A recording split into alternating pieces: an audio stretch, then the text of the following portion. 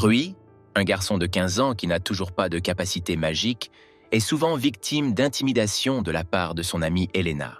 Elena est l'amie de Rui, qui l'intimide de toutes les manières possibles parce qu'il n'a aucune compétence magique. Ce jour-là, Elena, comme d'habitude, se moque de Rui. Dans ce monde, presque tout le monde possède au moins un pouvoir magique unique, alors que Rui ne l'avait pas, ce qui le bouleversait beaucoup. En plus de cela, Rui avait des problèmes non seulement avec la magie, mais aussi avec le sport, ce qui ne faisait que le contrarier encore plus. Contrairement à Rui, Elena a appris à utiliser la magie à l'âge de 3 ans.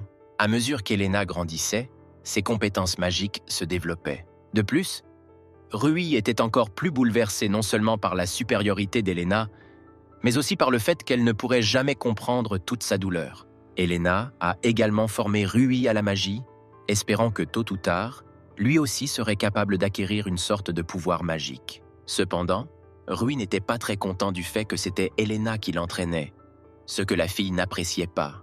À un moment donné, Rui ne peut tout simplement pas résister à toute la pression qui l'entoure constamment. Puis il dit à Elena qu'aujourd'hui, il veut pratiquer la magie tout seul. Elena fut surprise par cette décision et elle déclencha un scandale avec Rui, dans lequel elle lui dit que les gens comme lui ne pourraient jamais apprendre la magie par eux-mêmes, essayant ainsi de provoquer Rui à la combattre. À un moment donné, Elena n'en peut plus et dit à Rui que puisqu'il ne peut même pas utiliser la magie la plus basique, il est tout aussi pathétique que ses parents décédés. Ces mots ont touché très profondément l'âme de Rui, car ses parents sont morts il y a longtemps, alors que Rui était encore très petit. Alors Rui, ne retenant pas toute sa colère envers Elena, lui dit qu'à partir de maintenant, il ne la rencontrera plus.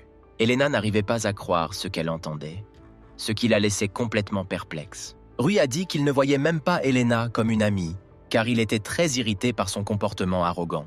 Avec ces mots, Rui s'enfuit d'Elena vers la forêt, tandis qu'Elena elle-même ne pouvait pas croire tout ce qui était dit ci-dessus. Après une conversation aussi désagréable, Rui a pu atteindre la forêt après un certain temps, où il a décidé de commencer à s'entraîner à la magie. En préparation du lancement du sort, Rui tente d'utiliser la magie du vent. Cependant, comme auparavant, rien n'a fonctionné pour Rui, ce qui l'a rendu extrêmement déçu de lui-même. Ruia ne pouvait toujours pas arrêter de penser à ce qu'Elena avait dit à propos de ses parents. Un peu plus tard, Rui se ressaisit et continue d'essayer d'invoquer la magie du vent. Après plusieurs tentatives, Rui commença à penser à nouveau que, comme d'habitude, il n'échouait à rien. Rui a également remarqué que récemment, il y avait une atmosphère différente dans la forêt. Rui pense que l'atmosphère dans la forêt est devenue différente à cause des monstres qui peuvent vivre dans cette forêt, et il décide de quitter la forêt dès que possible. Alors que Rui commençait à s'éloigner, il vit un trou brillant très étrange dans le sol, d'où émanait une magie très forte, que même lui pouvait ressentir. Rui décide de revenir en arrière et de raconter à tout le monde l'histoire du trou. Mais par négligence, il tombe dans ce même trou. Après la chute, Rui a brièvement perdu connaissance. Et quelques minutes plus tard, il se réveille et voit qu'il se trouve dans un endroit étrange, dans lequel, à première vue, il n'y avait rien. Après que Rui se soit réveillé, il a commencé à se souvenir de tout ce qui lui était arrivé avant de venir ici.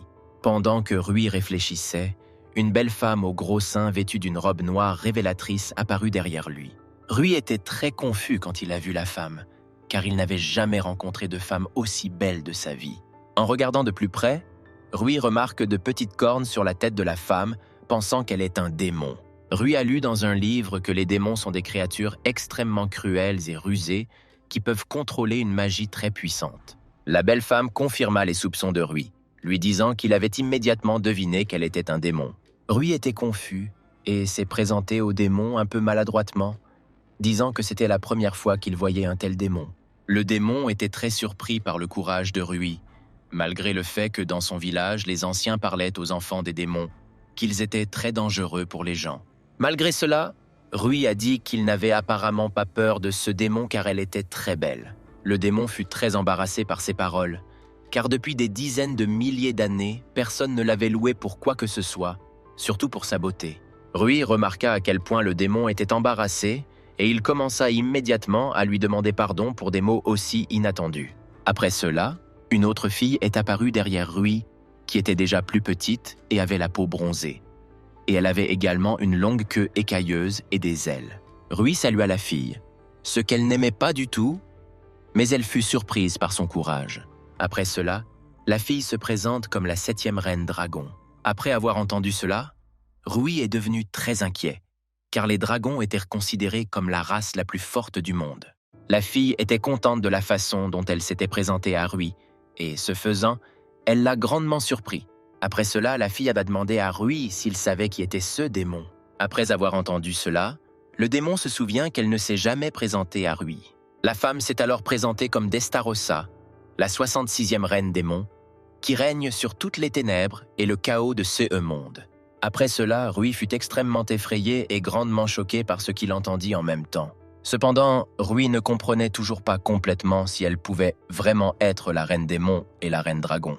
Destarossa pensait que Rui ne la voyait pas comme la reine démon simplement parce qu'il la trouvait belle, tandis que la reine dragon ne comprenait pas comment Destarossa était si facilement embarrassée par 16 compliments. Après cela, ils ont eu une petite dispute, à la suite de laquelle Rui a pensé qu'ils s'entendaient tous les deux bien et qu'ils étaient probablement même amis. Au cours de cette dispute, ils décident tous deux de se transformer et de montrer à Rui leur vraie forme. Pendant le processus de transformation, les vêtements de Destarossa ont été presque complètement déchirés. Pendant ce temps, la tenue de la reine dragon avait complètement disparu, et à certains endroits, une couche dure et écailleuse commençait à apparaître. À ce moment-là, Rui ressentit un flux d'énergie magique extrêmement puissant qu'il n'avait jamais ressenti auparavant. Après la transformation, la reine dragon s'est transformée en un dragon énorme et redoutable, et Destarossa a acquis une nouvelle tenue encore plus révélatrice qu'avant. Après cela, Rui était complètement convaincu que celle devant lui était la reine démon et la reine dragon. Rui se souvint d'une légende dans laquelle vivait il y a longtemps un héros qui avait des talents pour la magie, l'escrime et un caractère bon enfant. Un jour, ce héros a sauvé le monde de la reine dragon et de la reine démon, sauvant ainsi les gens de leurs mauvaises actions, après quoi il a lui-même disparu. Puis Rui réalisa qu'il s'agissait de la même reine dragon et de la même reine démon que ce héros avait emprisonnés ici. Cependant, Rui ne comprenait pas pourquoi il n'avait pas été vaincu, mais seulement emprisonnés ici. Il devina alors que la reine dragon et la reine démon étaient si fortes qu'il était incapable de les vaincre complètement, mais les avait seulement piégés dans cet espace vide. Il pensa alors qu'il saurait peut-être comment sortir d'ici, et il décida de leur demander. Après la question de Rui, Destarossa lui dit qu'il est tout simplement impossible de sortir d'ici. À cette époque, Rui désespérait de passer le reste de sa vie ici. La reine dragon ajouta seulement que s'il savait comment sortir d'ici, il ne serait plus là. Après cela, la reine dragon décide de montrer à Rui son sceau, qui est apparu sur elle à son arrivée ici. La reine dragon a dit que ce sceau avait été placé sur eux par le héros qui les avait laissés ici en captivité pendant de nombreuses années. Elle a également ajouté que c'était à cause de ce sceau que leurs âmes étaient désormais étroitement liées à cet endroit. Puis Rui a commencé à chercher ce sceau sur son corps, et il s'est avéré qu'il n'avait pas un tel sceau. Alors Destarossa commença à déshabiller Rui pour essayer de trouver sur lui le sceau de l'emprisonnement. Il s'est avéré que Rui n'avait vraiment aucun sceau, et personne ne savait exactement pourquoi il n'avait pas de sceau. Puis Rui a dit qu'il était arrivé ici après être tombé dans un étrange trou dans le sol. Destarossa pensait qu'il était arrivé ici à cause d'un étrange accident. Destarossa a également suggéré qu'il pourrait peut-être encore sortir d'ici. En entendant cela, Rui dit qu'il était prêt à tout pour quitter cet endroit étrange. En entendant cela, la reine dragon et la reine démon furent surprises par les promesses bruyantes de Rui. Rui, à son tour, ne comprenait pas vraiment ce qu'ils attendaient exactement de lui. Alors Destarossa dit que Rui pourrait faire un trou à cet endroit par lequel il pourrait s'échapper. Puis Rui a dit qu'il ne pouvait pas utiliser la magie tout seul et qu'il ne pouvait donc pas faire de trou dans cet espace. Destarossa a dit à Rui qu'il ne pouvait pas ne pas utiliser la magie du tout. Destarossa propose alors d'entraîner Rui afin d'augmenter ses pouvoirs magiques. Pour l'aider à mieux comprendre, Destarossa a expliqué à Rui que la magie est comme un muscle, et plus il l'utilise, plus elle devient forte. Mais malgré cela, s'il en fait trop avec ses efforts, sa magie peut alors s'épuiser complètement, et il peut alors en mourir. Destarossa a également ajouté que pour s'entraîner le plus efficacement possible, il devrait amener son état jusqu'au point de quasi-fatalité aussi souvent que possible. Destarossa a déclaré que 500 ans d'entraînement seraient suffisants pour Ryu, ce qui l'a beaucoup choqué, pensant qu'il ne vivrait tout simplement pas aussi longtemps.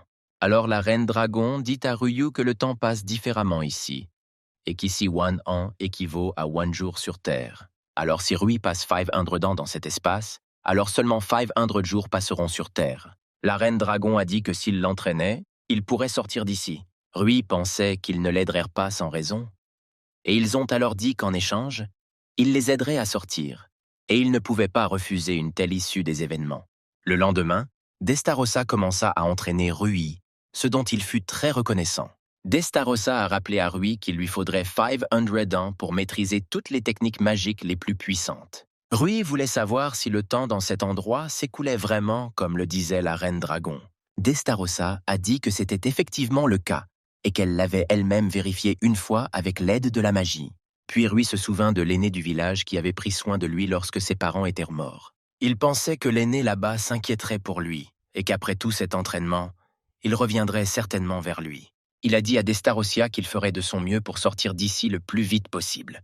Après avoir dit cela, elle tapote la tête de Rui, louant ainsi son aspiration. Rui se souvint qu'avant la mort de sa mère, il lui caressait également la tête, ce qui lui procurait une agréable sensation de chaleur qu'il n'avait pas ressentie depuis longtemps.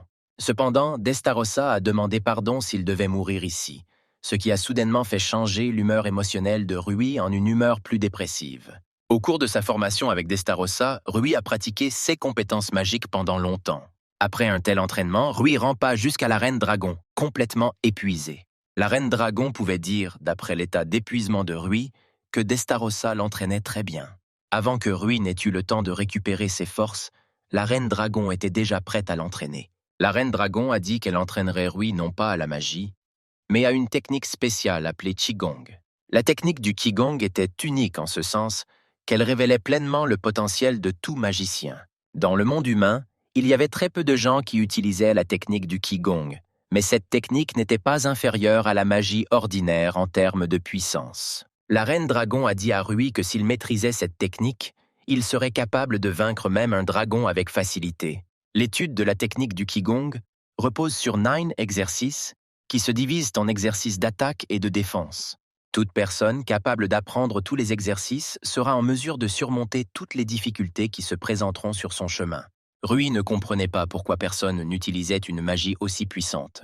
La Reine Dragon a expliqué que cette technique est très difficile à maîtriser. Elle a également expliqué que ces dernières années, il est devenu beaucoup plus facile pour les gens d'utiliser la magie et que tout le monde peut facilement utiliser la magie de base, tandis que la technique du Qigong doit être étudiée avec diligence pendant des années. Cela n'effrayait pas trop Rui, car pour lui, l'entraînement aux techniques de Qigong devait être aussi difficile que l'entraînement à la magie ordinaire. La Reine Dragon a également ajouté que pour apprendre la technique du Qigong, une personne n'a besoin d'aucun talent et que toute formation est basée uniquement sur la diligence dans l'apprentissage. Rui a dit qu'il ferait de son mieux et qu'il avait hâte de commencer l'entraînement.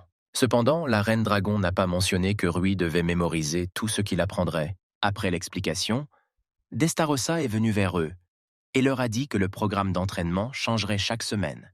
La Reine Dragon pensait que Rui devrait apprendre le Qigong avant que Destarossa puisse lui apprendre à utiliser la magie. Un an après que Rui se soit retrouvé dans l'enfer sans fin, ses compétences magiques sont devenues beaucoup plus fortes. Destarossa était satisfaite des résultats de sa formation, mais elle comprenait également que Rui devait continuer à s'entraîner. Destarossa a remarqué tous les progrès de Rui et l'a vu devenir un véritable magicien. Destarossa a également été surpris par le fait que Rui n'a jamais montré aucun signe de fatigue pendant toute sa formation continue. À la fin de l'entraînement, Destarossa a dit à Rui qu'il en avait assez pour aujourd'hui, mais Rui a affirmé qu'il pouvait encore continuer malgré son manque presque total d'énergie magique. Rui a également déclaré qu'il avait travaillé très dur à l'entraînement et qu'il ne pouvait pas simplement faire une pause. Destarossa pensait que Rui avait un désir malsain de maîtriser les compétences magiques. Elle décide alors de lui dire qu'il fait de son mieux pour se montrer à chaque séance d'entraînement. Elle a également ajouté que malgré sa faiblesse en tant que magicien dans son monde, tous ses efforts lui ont apporté des résultats.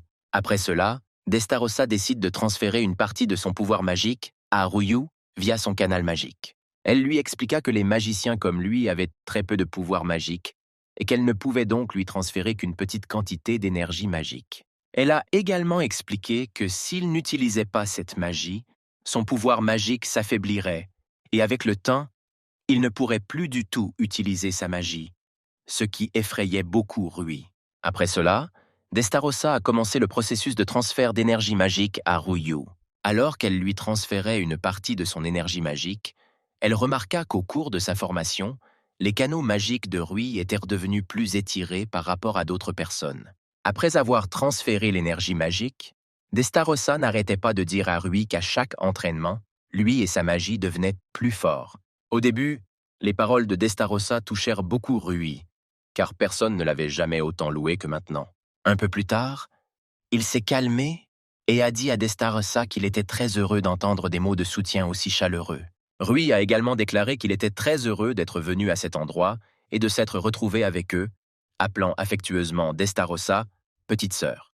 Elle était tellement embarrassée par la façon dont Rui l'appelait qu'elle s'est tout simplement évanouie. Au début, Rui était très inquiet à propos de Destarossa, mais la reine dragon lui a dit qu'elle était juste folle et qu'elle reviendrait bientôt à la raison. Après avoir vu cela, la reine dragon a dit à Rui de se reposer avant de s'entraîner avec elle. Au cours de son entraînement, Rui a pu faire 100 pompes avec une pierre très lourde sur le dos. Après cela, la reine dragon dit à Rui de se reposer avant le prochain exercice. Elle a été agréablement surprise de voir apparaître les premiers résultats visibles de son entraînement. Elle a également noté comment Rui a pu maîtriser la technique du Qigong en tenant de formation. Alors qu'elle réfléchissait aux capacités de Rui, elle remarqua comment lui, se cachant d'elle, continuait à faire des pompes, ce qu'elle n'aimait vraiment pas. Elle était très mécontente de ce comportement et a dit à Rui qu'il ne devait en aucun cas se surmener. Rui a dit qu'étant donné qu'il était extrêmement faible dans son monde, il devait s'entraîner autant que possible. La reine dragon n'arrêtait pas de lui dire que tout cela n'était que du pipeau, et que son physique était plus que fort et résistant, ce que Rui ne croyait tout simplement pas. Il a dit qu'il était le plus faible et le plus lent de son monde, et que la reine dragon ne pourrait pas le comprendre, car elle était très forte. La reine dragon a réalisé que Rui était un enfant avec des complexes, et qu'elle devait d'une manière ou d'une autre résoudre ce problème. Elle dit ensuite à Rui que grâce à ses efforts, son physique devient plus fort à chaque séance d'entraînement. Elle lui a expliqué qu'il se considérait faible uniquement parce qu'il ne savait pas auparavant avec quelle efficacité il pouvait utiliser son corps. Elle attira également son attention sur le fait que son corps avait une régénération très efficace et qu'il devait être reconnaissant à la nature pour le fait qu'il soit né si fort. Rui a été très touché par les paroles de la reine dragon sur son physique unique. Après cela, il décide de demander à la reine dragon à quoi ressemblaient ses parents.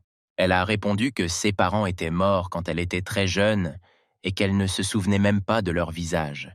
Après cette question, Rui a commencé à se sentir un peu mal à l'aise après sa question, pensant qu'elle n'était pas à l'aise de s'en souvenir. Mais au lieu de cela, la reine dragon rigola simplement et dit à Rui de ne pas y penser, et qu'elle avait aussi un corps fort qu'elle avait reçu après sa naissance. Après cela, Rui ne put contenir ses émotions et se précipita dans les bras de la reine dragon, pensant qu'ils avaient beaucoup en commun. Elle ne comprenait pas vraiment ce qui se passait exactement. Ce à quoi Rui répondit qu'elle avait également fait de gros efforts.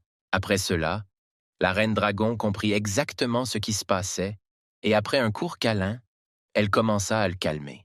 Après cela, Rui se sentit mieux et dit que la reine dragon était la même que lui avant et qu'il ne se plaindrait plus. À ce moment-là, Destarossa avait déjà réussi à reprendre ses esprits et elle avait compris que tout avait fonctionné pour eux, l'un avec l'autre. Au cours de sa 100e année dans l'enfer sans fin, Rui est devenu beaucoup plus fort et il pouvait même utiliser certaines techniques magiques.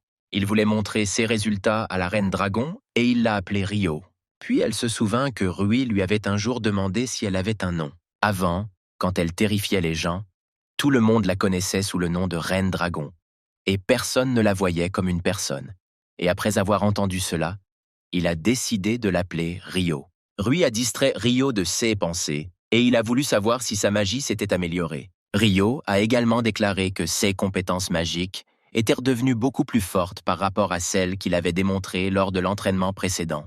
Après cela, Rio a commencé à féliciter Rui pour avoir été capable de maîtriser la moitié de toutes les techniques offensives et défensives du Qigong en seulement 100 ans. Rui a dit plus tard à Rio qu'à chaque fois qu'elle le touchait, son cœur se mettait à battre de plus en plus vite. Rio fut choquée par ce qu'elle entendit, tandis que Rui continuait à dire que sa peau était très douce et qu'elle sentait très bon. Rui n'arrêtait pas de complimenter Rio, ce qui la rendait encore plus embarrassée. Après cela, elle a commencé à battre Rui pour ce qu'il venait de lui dire, le considérant comme un pervers. Rui ne comprenait pas exactement ce qu'il disait à son sujet, pensant qu'il en avait trop dit.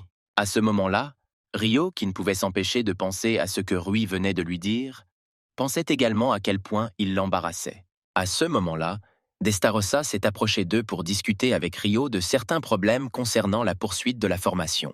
Rui décide alors de laisser Destarossa avec Rio et de continuer à s'entraîner loin d'eux. Destarossa a fait remarquer à Rio comment ils étaient devenus amis au cours de leur entraînement. Elle a rappelé à Rio qu'avant l'arrivée de Rui, ils se battaient constamment jusqu'à la mort. Puis ils réalisèrent tous les deux à quel point les choses avaient changé dans l'enfer sans fin depuis que Rui était apparu. Puis Destarossa pensa à quel point tout était devenu amusant pour eux à partir de ce moment-là. Après cela, Rui décide d'approcher Destarossa avec une question sur ses capacités magiques. Cependant, au lieu d'écouter Rui, elle lui dit d'arrêter de l'appeler par son prénom. Rui essaie alors de se rappeler comment il devrait s'adresser à Destarossa. Et quand il s'en souvint, il l'appela sœur, ce qui fit presque perdre connaissance à Destarossa. Après cela, Destarossa se jeta sur Rui à bras ouverts. Ensuite, Rui et Destarossa commencent l'entraînement, où Rui lui montre ses capacités à utiliser ses compétences en magie du feu. Destarossa était très heureux de voir à quel point ses compétences étaient devenues si fortes après 100 ans dans l'enfer sans fin. Cependant, malgré une croissance aussi rapide de leurs capacités, leur moment de séparation se rapproche de plus en plus. À ce moment-là, Rui court vers elle pour savoir si elle est satisfaite de ses capacités. Mais quand Rui courut vers Destarossa, il remarqua qu'elle s'était mise à pleurer. Rui était très inquiet parce que sa petite sœur s'est soudainement mise à pleurer. Destarossa, à son tour, continua à pleurer et serra fort Rui dans ses bras, lui disant qu'elle pleurait précisément à cause de lui. Destarossa, ne retenant pas ses émotions, se promit qu'elle le ramènerait certainement dans son monde, même s'ils ne se revoyaient plus jamais. Après triindre-dents dans un enfer sans fin, Rui a pu apprendre à utiliser la flamme noire, l'un des sorts les plus complexes et les plus puissants. Destarossa et Rio étaient ravis que Rui soit capable de maîtriser une magie que seuls les démons de haut rang pouvaient utiliser. Destarossa a expliqué qu'elle transférait occasionnellement une partie de son énergie magique à Rui via des canaux magiques afin qu'il puisse utiliser ses compétences magiques plus efficacement. Elle était extrêmement satisfaite de la rapidité avec laquelle Rui était capable de maîtriser des sorts aussi complexes. Rio a déclaré que Rui faisait également de grands progrès dans sa formation et qu'il maîtrisait toutes les compétences du Qigong. Après la séance d'entraînement, Destarossa et Rio ont une fois de plus félicité Rui pour ses efforts et son désir. Après l'entraînement, Rui a remarqué qu'il était déjà tard et qu'il était temps pour eux tous de dormir. Ce à quoi Destarossa et Rio ont consenti. Une seconde plus tard, Rui tomba au sol à cause d'une douleur désagréable à la poitrine, et Destarossa et Rio essayèrent immédiatement de découvrir ce qui lui était arrivé. Lorsqu'ils lui ont retiré ses vêtements extérieurs, ils ont remarqué sur lui une marque militaire grise à peine visible. Rui avait peur, tandis que Destarossa et Rio étaient heureux pour lui, car une telle marque n'apparaît que sur les guerriers professionnels. Puis Rui s'est calmé et a voulu savoir si Destarossa et Rio avaient des marques similaires. Puis Destarossa a légèrement retiré certains de ses vêtements pour que Rui puisse voir sa marque. Elle a déclaré qu'il s'agissait d'une marque royale, dont le statut était supérieur à celui d'une marque militaire, et qu'elle montrait que le porteur d'une telle marque était digne du titre royal. Rio a également montré sa marque sur sa paume, ce qui signifiait son appartenance à la famille royale. Rui décide alors de découvrir ce qui est exactement écrit sur sa marque militaire. Destarossa et Rio ont lu le contenu de la marque, et il était écrit que Rui était un guerrier de démons et de dragons. Destarossa était ravie et fière de Rui lorsqu'elle entendit cela, et elle commença immédiatement à le serrer fort dans ses bras. Cependant, Rio a déclaré que cette marque n'est pas terminée et doit devenir argentée pour être complètement complétée. Rui sentit que pour y parvenir, il devait s'entraîner davantage et plus durement. Cependant, Rio a déclaré que son corps actuel a atteint la limite de CE qu'il devrait être à son âge. Dans l'enfer sans fin, personne ne vieillit. Et donc, le corps de Rui ne grandit pas, ce qui l'empêche de dépasser son seuil de puissance maximale pour ses compétences magiques, et le seul moyen de dépasser ce seuil est de s'échapper de l'enfer sans fin. Destarossa dit à Rui que ses compétences sont désormais plus que suffisantes pour lui permettre de quitter l'enfer sans fin. Alors Rui décide de se reposer aujourd'hui, et demain il essaiera de sortir. Un peu plus tard, Rui retourne dans la petite maison où il a vécu pour se reposer et reprendre des forces tout au long de ses 300 ans d'entraînement. Dans son rêve, Rui attrape accidentellement quelque chose de très grand, doux et agréable au toucher. Lorsqu'il s'est réveillé, il a vu Destarossa devant lui en sous-vêtements, celle qu'il tenait par la poitrine depuis tout ce temps. Destarossa fut agréablement surprise que Rui décide immédiatement de l'attraper.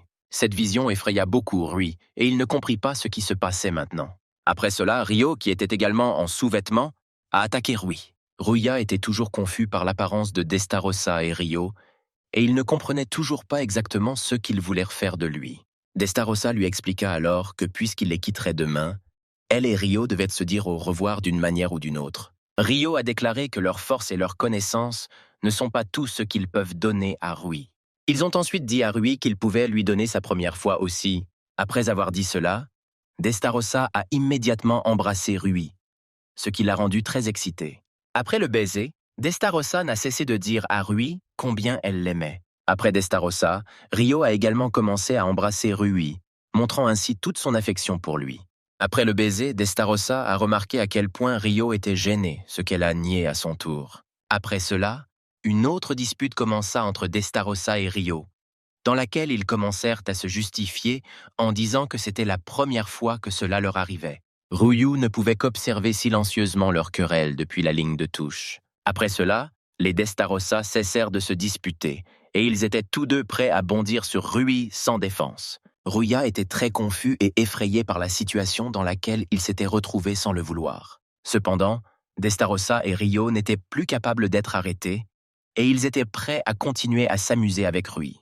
Le lendemain, Destarossa et Rio expliquèrent à Rui ce dont il avait besoin pour sortir de l'enfer sans fin. Rui regarda simplement Destarossa et Rio et pensa au jour où il s'était retrouvé ici. Il ne pouvait oublier ces toutes premières séances d'entraînement qui l'avaient tourmenté jusqu'à la mort. Il ne pouvait pas oublier ces moments avec Destarossa et Rio, quand il s'amusait tellement avec eux.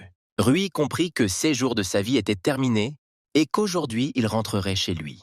Après cela, Rui a commencé à préparer l'un de ses sorts qui créerait un trou dans l'espace par lequel il rentrerait chez lui. Avant que Rui ne puisse créer un portail, Rio interrompt son sort pour lui dire quelque chose d'important. Rio donne à Rui sa boucle d'oreille en forme de croc de dragon, afin qu'il puisse l'utiliser pour créer un trou dans l'espace. Rio dit à Rui de prendre sa boucle d'oreille et de canaliser tout son pouvoir magique dedans. Ryu prit la boucle d'oreille de Rio, dirigea son pouvoir magique vers elle et dans ses mains, au lieu d'une boucle d'oreille, il se retrouva à tenir une épée de dragon. Rui était surpris par la puissance magique qui émanait de son épée. Rio informa Rui qu'il ne s'agissait pas d'une épée ordinaire, mais d'une relique de son père, fabriquée à partir de ses crocs.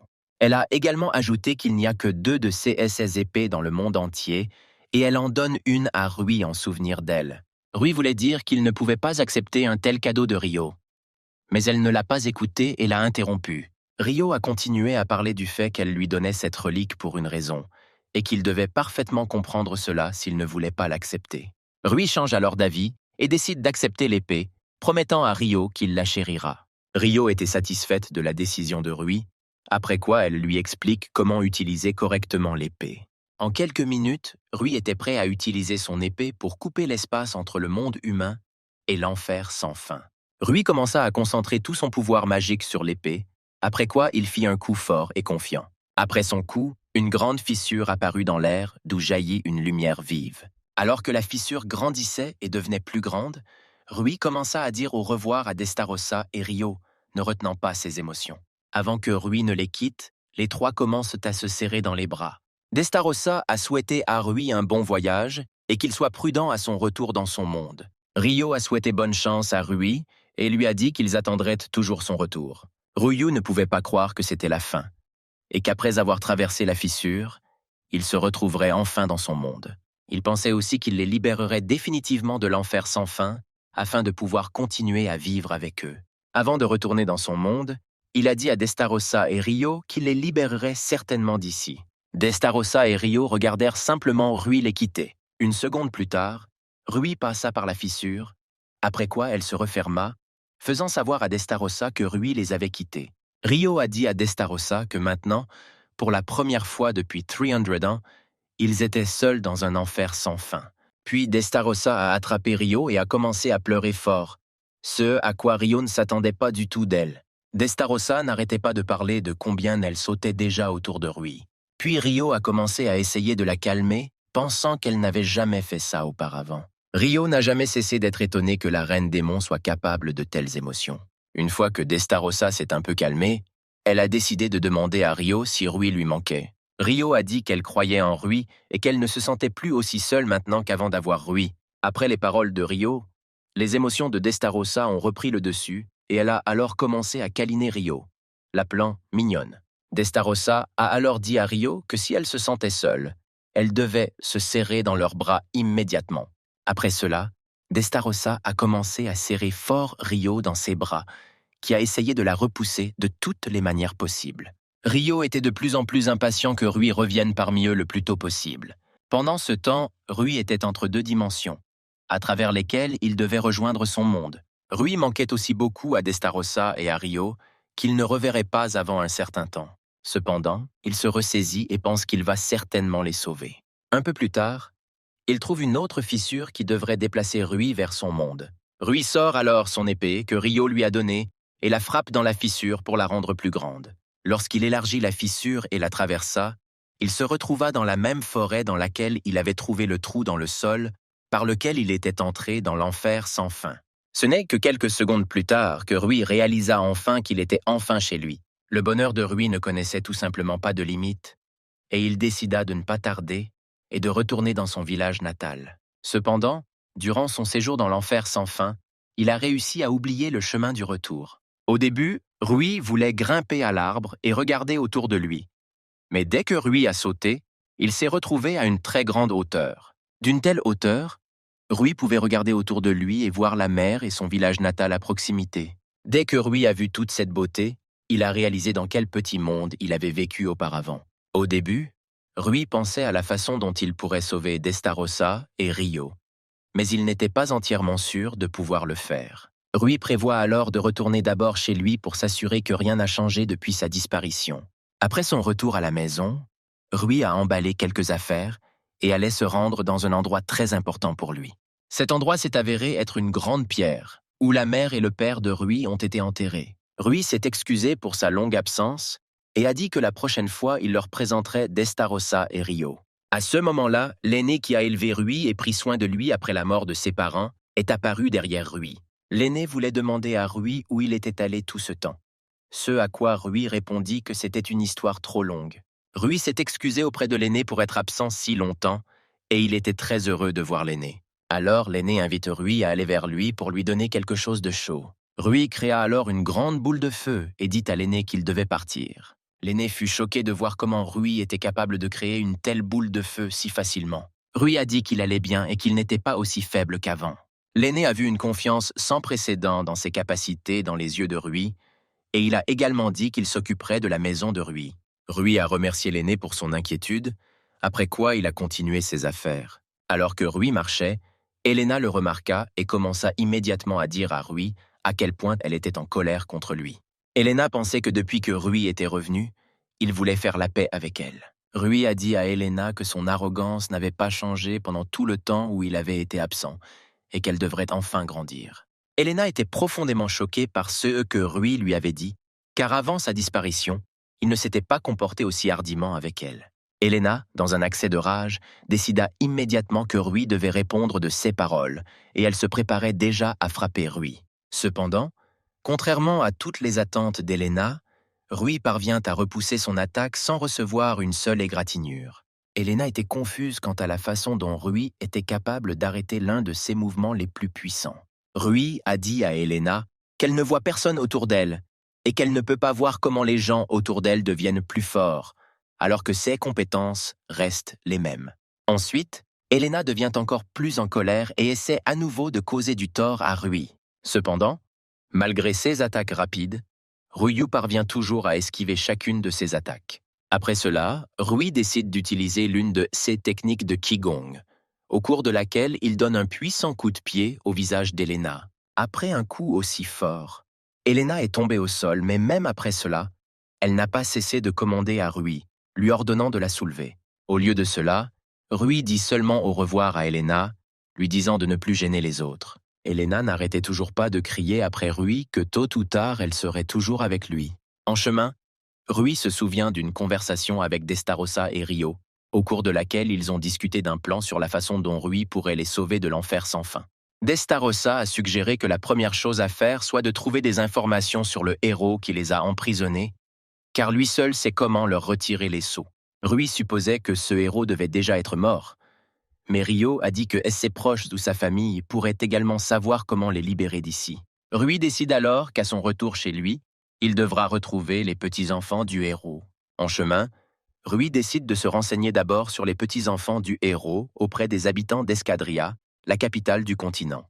Cependant, Rui ne savait pas dans quelle direction se trouvait la capitale, et il décide de trouver une grande accumulation de magie. La technique de recherche magique est plus couramment utilisée par les démons, tandis que les humains doivent avoir beaucoup d'énergie magique pour maîtriser cette technique. Rui concentre alors tout son pouvoir sur l'utilisation de cette magie pour trouver de grandes concentrations de magie qui pourraient provenir de la capitale. Après l'avoir utilisée, Rui trouve une grande concentration de magie, pensant que la capitale est située dans cette direction. Après que Rui découvre l'emplacement approximatif de la capitale, il décide d'utiliser le Flying Leap, une technique de Qigong qui permet une très grande vitesse. Rui n'a fait qu'un léger bond en avant, et il était déjà capable de parcourir une très grande distance en quelques secondes. Après quelques sauts intenses, Rui a décidé de prendre un peu de repos.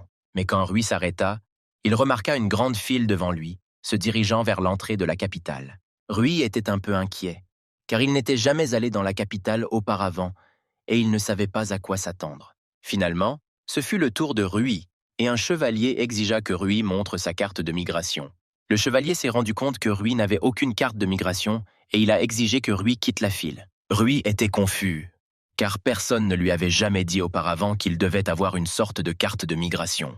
Rui commença à s'inquiéter de plus en plus à chaque seconde qui passait, essayant d'une manière ou d'une autre de sortir de la situation.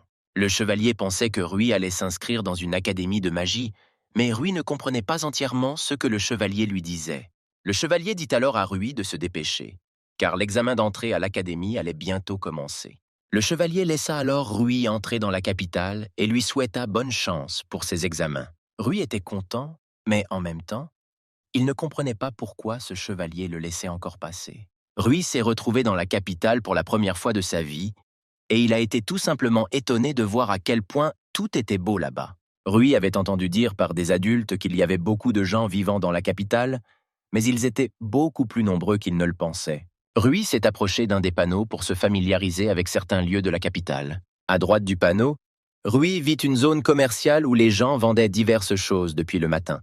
À gauche se trouvait l'académie même dont le chevalier lui avait parlé. Rui avait toujours rêvé d'entrer dans cette académie et d'y étudier. Mais maintenant, il n'avait plus le temps pour cela. Au début, Rui voulait en savoir plus sur les proches du héros dans le bar, car on y trouve toujours diverses informations utiles. Mais comme il était encore un enfant, il serait rapidement expulsé de là. Rui pense alors aller à la guilde, où il pourra avoir l'opportunité de gagner de l'argent en accomplissant diverses commandes, et il pourra également obtenir une carte de migration avec laquelle il pourra voyager dans d'autres villes et pays. Après réflexion, Rui décide de rejoindre la guilde et de devenir un aventurier. Puis une vieille femme en colère est apparue à côté de Rui, qui pensait que Rui s'était perdu sur son chemin vers l'académie. Puis la femme a attrapé Rui et l'a traîné de force vers l'académie. En chemin, la femme a dit à Rui que l'académie avait été créée pour concurrencer directement l'Empire, qui devenait de plus en plus grand chaque année. Elle a également dit à Rui qu'il pourrait passer l'examen à l'académie sans aucun problème, sans présenter aucun document. Quelques minutes plus tard, ils atteignirent la même académie où se déroulaient actuellement les examens d'entrée. Rui avait déjà compris qu'il se trouvait désormais dans une situation désespérée et qu'il n'avait d'autre choix que d'aller à l'examen. D'un autre côté, Rui n'était pas du tout contrarié d'avoir pu arriver ici. Après cela, Rui s'est approché du comptoir où se trouvait l'un des professeurs, qui acceptait de nouveaux élèves. Au loin, Rui remarqua des cibles flottant dans les airs, où de nouveaux étudiants démontraient leurs compétences magiques. L'un des professeurs a dit à Rui qu'il devait montrer ses compétences magiques, où il pouvait utiliser absolument n'importe quelle magie. Rui a remarqué qu'une fille avait du mal à atteindre des cibles avec 6 capacités magiques. Ruyu se sentait sincèrement désolé pour elle, tandis que les autres candidats se moquèrent d'elle et disaient qu'elle était complètement incompétente. Le prochain à montrer ses talents magiques était Rui. Au début, Rui n'avait pas l'intention de montrer toute sa force, mais il a décidé de montrer à tout le monde ce qu'il avait appris de Destarossa et Rio. À ce moment-là, les autres ne comprenaient pas qui c'était et de quel village il venait ici. Le professeur donne à Rui l'ordre de commencer, et Rui crée une énorme boule de feu qui devrait détruire toutes les cibles à la fois. Les autres étaient choqués par ce qu'ils voyaient et ne comprenèrent pas comment Rui était capable d'utiliser une magie aussi puissante. Après que Rui ait utilisé la magie, un grand espace est apparu sur le sol, d'où sortait beaucoup de fumée. Alors que les autres étaient effrayés par une telle magie, Rui était plus que satisfait de son résultat. Rui décide de demander au professeur s'il l'a fait. Mais le professeur, à ce moment-là, était allongé sur le sol, inconscient. Rui décide alors de demander à un autre professeur s'il sera accepté avec de telles compétences, ce à quoi le professeur répond avec crainte qu'il pourrait être accepté, après quoi Rui est envoyé au prochain examen. Ruya était très confus par l'intérêt avec lequel les gens autour de lui parlèrent de lui. À ce moment-là, Yuri, l'un de ceux qui ont également décidé d'entrer à l'académie, a décidé de se tourner vers Rui. Rui ne comprenait pas ce qu'un beau garçon comme Yuri voulait savoir d'un garçon de la campagne comme lui. Rui salua Yuri et dit qu'il était très heureux de les rencontrer, ce à quoi Yuri répondit. Après leur rencontre, Yuri décide de commencer immédiatement à communiquer avec Rui par leur prénom, car tout le monde ici était absolument pareil. Ruya était très surprise par le sourire expressif de Yuri, pensant que les filles couraient constamment après Yuri. Yuri a attiré l'attention de Rui sur le nombre de nouveaux étudiants inhabituels qui entraient à l'académie cette année. Yuri a également dit à Rui qu'il pensait qu'elle serait la meilleure parmi les nouveaux étudiants, même si Rui n'était pas tout à fait sûr de qui Yuri parlait. Rui décide de demander à Yuri de qui il parle exactement, lui disant qu'il vient tout juste d'arriver à l'académie. Au début, Yuri réfléchit un peu, mais un peu plus tard, lui et Rui revinrent au sujet de la conversation.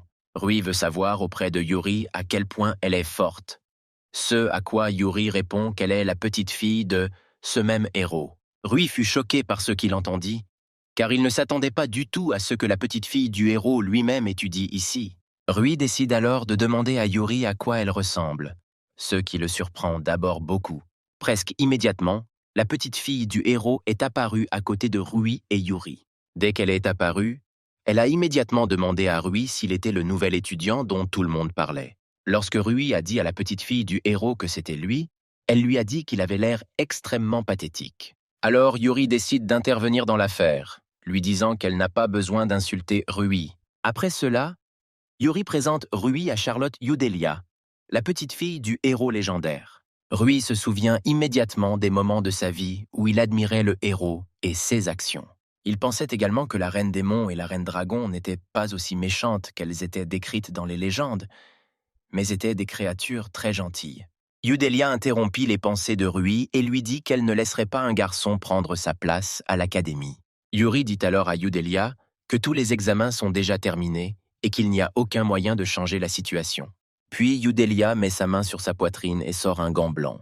Après avoir sorti le gant, elle le lance vers Rui et le défie en duel. Tout le monde était sous le choc sans précédent de voir la petite fille d'un héros légendaire défier un simple garçon du village. Youdelia dit à Rui que si elle le bat, il refusera de continuer à entrer à l'académie. Si Rui parvient à vaincre Youdelia, elle deviendra son esclave personnelle. Yuri a essayé de toutes ses forces de dissuader Rui d'accepter le défi, car ce serait une décision complètement irrationnelle. D'un côté, Rui pensait qu'il n'avait pas du tout besoin d'un esclave, mais d'un autre côté, il avait l'opportunité d'apprendre quelque chose sur le héros grâce à Youdelia. Malgré la persuasion de Yuri, Rui prend le gant et accepte ainsi le défi de Youdelia de participer à un duel. En quelques minutes, Rui et Youdelia étaient prêts à commencer la bataille pendant que le reste des étudiants regardaient le tout. Regas, l'un des professeurs de l'académie, était très inquiet du duel, car s'il y avait des victimes parmi les étudiants, il pourrait subir une punition sévère. Alors Yuri a calmé le professeur en lui disant qu'il assumerait l'entière responsabilité, car il savait qu'au fond, le professeur voulait aussi savoir à quoi ressemblait Rui. Cependant, Yuri a dit que le professeur devait encore juger, ce qui au début ne lui convenait pas très bien. Après cela, Reigas sort et dicte les règles du duel, dans lequel le gagnant sera celui dont l'adversaire perdra connaissance ou se rendra de lui-même. L'enseignant a également ajouté qu'il peut mettre fin au combat lui-même s'il estime que l'un des adversaires n'est plus en mesure de continuer le combat. Reigas a également rappelé aux participants du duel qu'il est interdit de tuer pendant la bataille, après quoi Reigas a annoncé le début du duel. Youdelia pensait que si Rui se rendait le plus rapidement possible, le duel se terminerait rapidement. Après l'annonce du duel, Youdelia sortit son épée, avec laquelle elle allait vaincre Rui. Au début, Rui allait également sortir son épée que Rio lui avait laissée, mais il se souvint de ses paroles selon lesquelles Rui ne devrait utiliser son épée que lorsqu'il y avait une réelle menace pour sa vie. Puis Rui a changé d'avis quant à l'utilisation de l'épée du dragon dans le duel et a décidé de se battre à main nue, ce qui a d'abord surpris Youdelia. Youdelia était déjà prête à porter le premier coup à Rui, n'oubliant pas de se rappeler une fois de plus qu'elle était la petite fille du héros légendaire. Après cela, Youdelia, avec toute sa colère, courut vers Rui qui n'était pas armé. Rui met ensuite sa main en avant et utilise la technique de Qigong, Golden Cocoon, qui a complètement absorbé tous les dégâts de l'attaque de Youdelia. Youdelia était choquée de voir comment Rui était capable de bloquer son épée, qui pouvait facilement couper l'acier. Après avoir paré le coup, Rui dit qu'il n'est ni le roi démon, ni le roi dragon, ni le héros, ni même le petit-fils du héros, mais qu'il n'est qu'un garçon de village ordinaire. Youdelia était toujours choquée par la facilité avec laquelle Rui repoussait son attaque à main nue. La technique du cocon d'or durcissait et renforçait seulement une certaine zone du sorcier, tandis que la technique du cocon d'acier durcissait tout le corps du sorcier, mais sa défense était moins forte que celle du cocon d'or. De plus, le cocon d'or ne gênait en rien la libre circulation du membre protégé, ce qui le rendait très efficace. Youdelia a essayé d'infliger à nouveau des dégâts à Rui, mais il a également pu facilement repousser cette attaque. Youdelia ne comprenait pas comment Rui pouvait si facilement repousser ses attaques, puisqu'elle était une experte en escrime. Elle décide alors de changer de stratégie et d'utiliser de nombreuses lames de pétales au lieu d'une épée, qui vole vers Rui. Mais malgré la vitesse et le nombre de ces lames, Rui était capable d'esquiver chaque lame sans aucune difficulté. Youdenlia décide alors d'utiliser un nombre incalculable de CS lames pour s'assurer qu'elle frappe Rui et le neutralise. Le professeur a pensé que c'était trop, et il a décidé d'interrompre le duel, mais Yuri a décidé d'arrêter le professeur. Yuri a attiré l'attention du professeur sur la confiance et le calme avec lesquels Rui agissait, ce qui pourrait signifier qu'il pourrait gérer la situation facilement. Rui fut surpris par le nombre de pétales qui volèrent vers lui, et il sentit qu'il devait utiliser une magie très puissante ici. Alors Rui décide de ne pas fuir les pétales, mais au contraire, de courir vers ces pétales. Rui fait ensuite un saut en hauteur et utilise un mouvement magique de flamme large qui brûle tous les pétales volant vers lui. Youdelia était dans un choc inimaginable en voyant comment Rui pouvait si facilement repousser les attaques d'épée et de magie. Puis Youdelia fut envahie par des souvenirs de son enfance lorsqu'elle s'entraînait longtemps et durement avec son père. Son père lui a parlé de la marque de héros que personne ne pouvait obtenir. Et il lui a dit que si elle s'entraînait longtemps et durement, tôt ou tard, elle obtiendrait une telle marque, ce qui à son tour la motivait grandement. Après cela, une foule d'adultes est apparue à côté d'elle, qui la touchait de toutes les manières et disait qu'elle deviendrait certainement une héroïne comme son grand-père. Youdelia a promis qu'elle s'entraînerait tout le temps et que lorsqu'elle grandirait, elle deviendrait une véritable héroïne qui protégerait les gens pacifiques de diverses menaces. Ayant rassemblé ses pensées, Youdelia était une fois de plus sur le point de frapper Rui avec un autre coup. Juste avant le coup, Youdelia était déterminée à ne pas laisser Rui prendre sa place à l'académie. Au moment de l'impact, Rui utilise à nouveau la technique du Golden Cocoon Qigong pour refléter à nouveau l'attaque entière. Puis Rui se souvint de ces moments précis de sa vie où Elena se moquait de lui de toutes les manières possibles, croyant qu'il n'avait absolument aucun talent pour maîtriser la magie. À ce moment-là, Rui pensait que Youdelia avait également connu des moments très difficiles auparavant et qu'elle avait consacré tout son temps à s'entraîner pour devenir l'une des meilleures. Puis Rui décide d'utiliser une autre technique de Qigong Golden Sword Grasp, avec laquelle il arrête non seulement une autre attaque de Youdelia, mais saisit également l'épée dans sa paume. Youdelia était très effrayée par la façon dont Rui était capable de saisir son arme si facilement à main nue. Après avoir saisi l'épée, Rui se prépara à utiliser la technique suivante, le Qigong Meteor Fist, qui augmenta plusieurs fois la puissance de ses attaques de poing.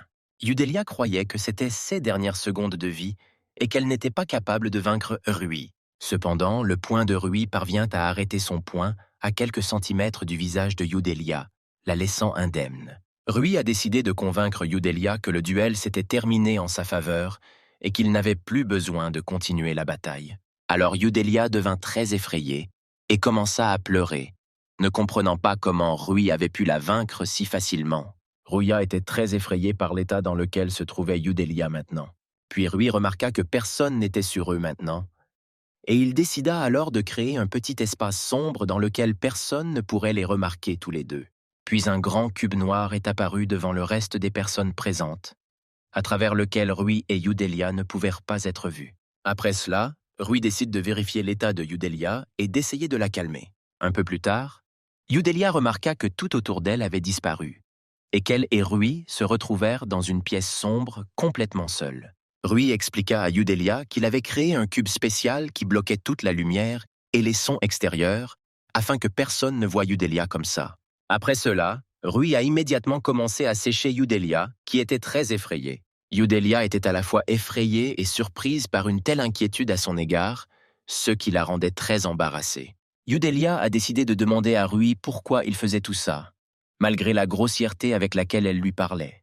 Rui vient de dire que si quelqu'un avait des problèmes, il allait simplement l'aider. En entendant cela, Yudelia se rappela que lorsqu'elle était petite, elle rêvait aussi d'aider les gens en difficulté. Yudelia pensait qu'elle n'avait jamais compris une vérité aussi simple auparavant. Par la suite, elle s'excuse auprès de Rui pour son comportement et accepte sa défaite. Elle a également admis que Rui était beaucoup plus fort qu'elle, non seulement au combat et en magie, mais aussi dans son âme. Rui a également déclaré que Yudelia avait également bien montré ses talents de combattant et qu'il avait été particulièrement surpris par sa dernière magie. Rui était sur le point de retirer le cube noir, mais Yudelia a dit que les amis s'appelaient « toi » et qu'ils étaient désormais amis. Rui ne s'y opposa pas et ils se serrèrent la main tandis que le cube noir commençait à s'effondrer. Le public a finalement vu Rui et Yudelia sortir enfin du grand cube. Après cela, Yudelia a dit à tous les spectateurs qu'elle abandonnait et qu'elle acceptait pleinement la victoire de Rui. Tout le monde a été choqué par une telle déclaration de la part de la petite fille du héros légendaire. Et Yudelia a déclaré que Rui devrait étudier à l'académie à sa place. Le professeur Reigas a simplement rappelé à Yudelia la promesse qu'elle devait tenir si elle perdait. Rui se souvint de la promesse de Yudelia de devenir son esclave, mais il dit qu'il n'avait pas du tout besoin d'un esclave. Yudelia a dit qu'elle n'accepterait pas le fait que Rui refuse de se conformer à toutes les conditions et qu'elle était prête à devenir son esclave. Alors Yudelia commença à insister sur le fait que si elle perdait, elle serait obligée de devenir l'esclave personnelle de Rui. Après cela, elle a attrapé la main de Rui et a créé une marque d'esclave sur sa main, avec laquelle Yudelia doit maintenant faire tout ce que Rui veut d'elle. Yudelia n'était pas contrariée, mais au contraire, elle était prête à suivre toutes les instructions de Rui. Rui était encore une fois embarrassé par le fait que la petite fille du héros légendaire était devenue son esclave personnelle. Après le duel, Rui et Yudelia ont rencontré Yuri à l'académie, qui voulait leur poser des questions sur les résultats de leurs examens. Yuri a déclaré qu'il n'aurait jamais pu imaginer auparavant qu'un membre de la famille du héros deviendrait l'esclave de quelqu'un, ce qui a grandement dérouté et mis en colère Yudelia. Yuri voulait également savoir d'eux qui ils étaient désormais l'un pour l'autre. Yudelia a seulement dit qu'elle n'avait rien dit à Rui parce qu'elle pensait que si elle lui avait dit plus tôt qu'elle voulait être amie avec lui, il aurait essayé de rester loin d'elle. Rui ne comprenait rien. Alors Yuri décida de se présenter à Rui comme étant Yuri von Exadoria, qui était l'actuel prince d'Escadora. Rui fut choqué par ce qu'il entendit, car il ne pouvait même pas imaginer qu'il connaîtrait personnellement quelqu'un de la famille royale. Rui décide alors de s'adresser à Yuri en l'appelant monsieur, ce à quoi Yuri lui-même répond que les amis ne devraient pas s'appeler monsieur. Après cela, Yuri a demandé à Rui s'il avait un endroit où passer la nuit, car il était clair d'après son apparence qu'il n'était pas de la capitale. Rui a dit qu'il n'y avait pas du tout pensé, car il s'attendait à résoudre les problèmes au fur et à mesure qu'ils surviendraient.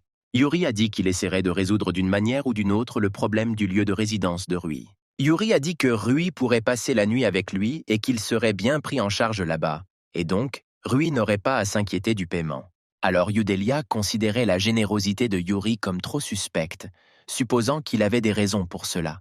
Yuri a déclaré qu'il y avait actuellement une pénurie majeure de population dans la capitale et que si la note de l'académie augmente grâce à des étudiants comme Rui, alors les étudiants d'autres pays se dirigeront vers la capitale. Yuri a également ajouté que si Rui étudie à l'académie, alors Yuri soutiendra Rui dans tout. Rui pensait que si Yuri l'aidait, il lui serait beaucoup plus facile de s'y habituer, et il lui serait alors plus facile de trouver les informations nécessaires sur le héros. Et après de telles réflexions, il décide de devenir étudiant. À l'académie, cette nuit-là, Rui passa la nuit dans la chambre de Yuri, et le lendemain, il allait chercher des informations sur le héros. Dès que Rui est sorti, il a vu Youdelia à l'entrée, qui l'attendait depuis toute la matinée. Rui ne s'attendait pas à voir Youdelia, et elle a dit qu'elle voulait juste venir à Rui.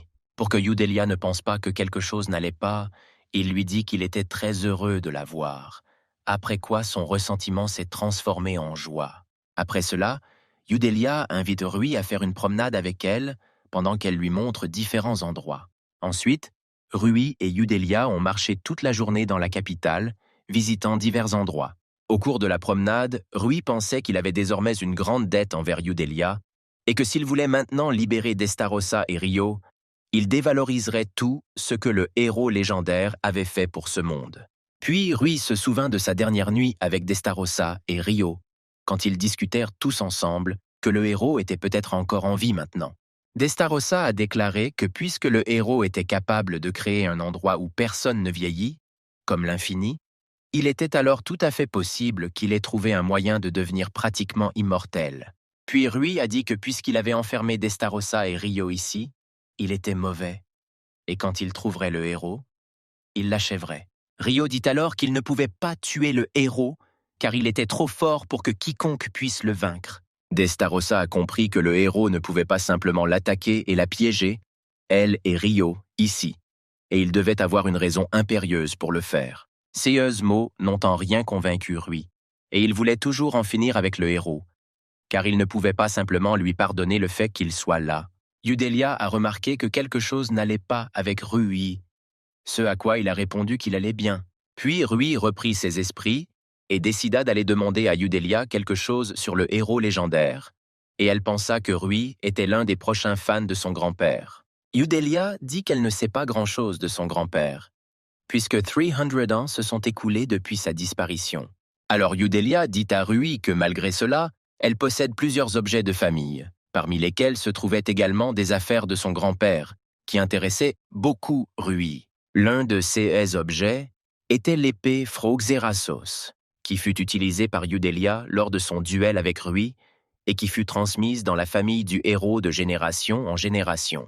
Rui commença à regarder l'épée et ne pouvait pas la quitter des yeux, car pendant qu'il regardait l'épée, pour une raison quelconque, son âme se sentait bien.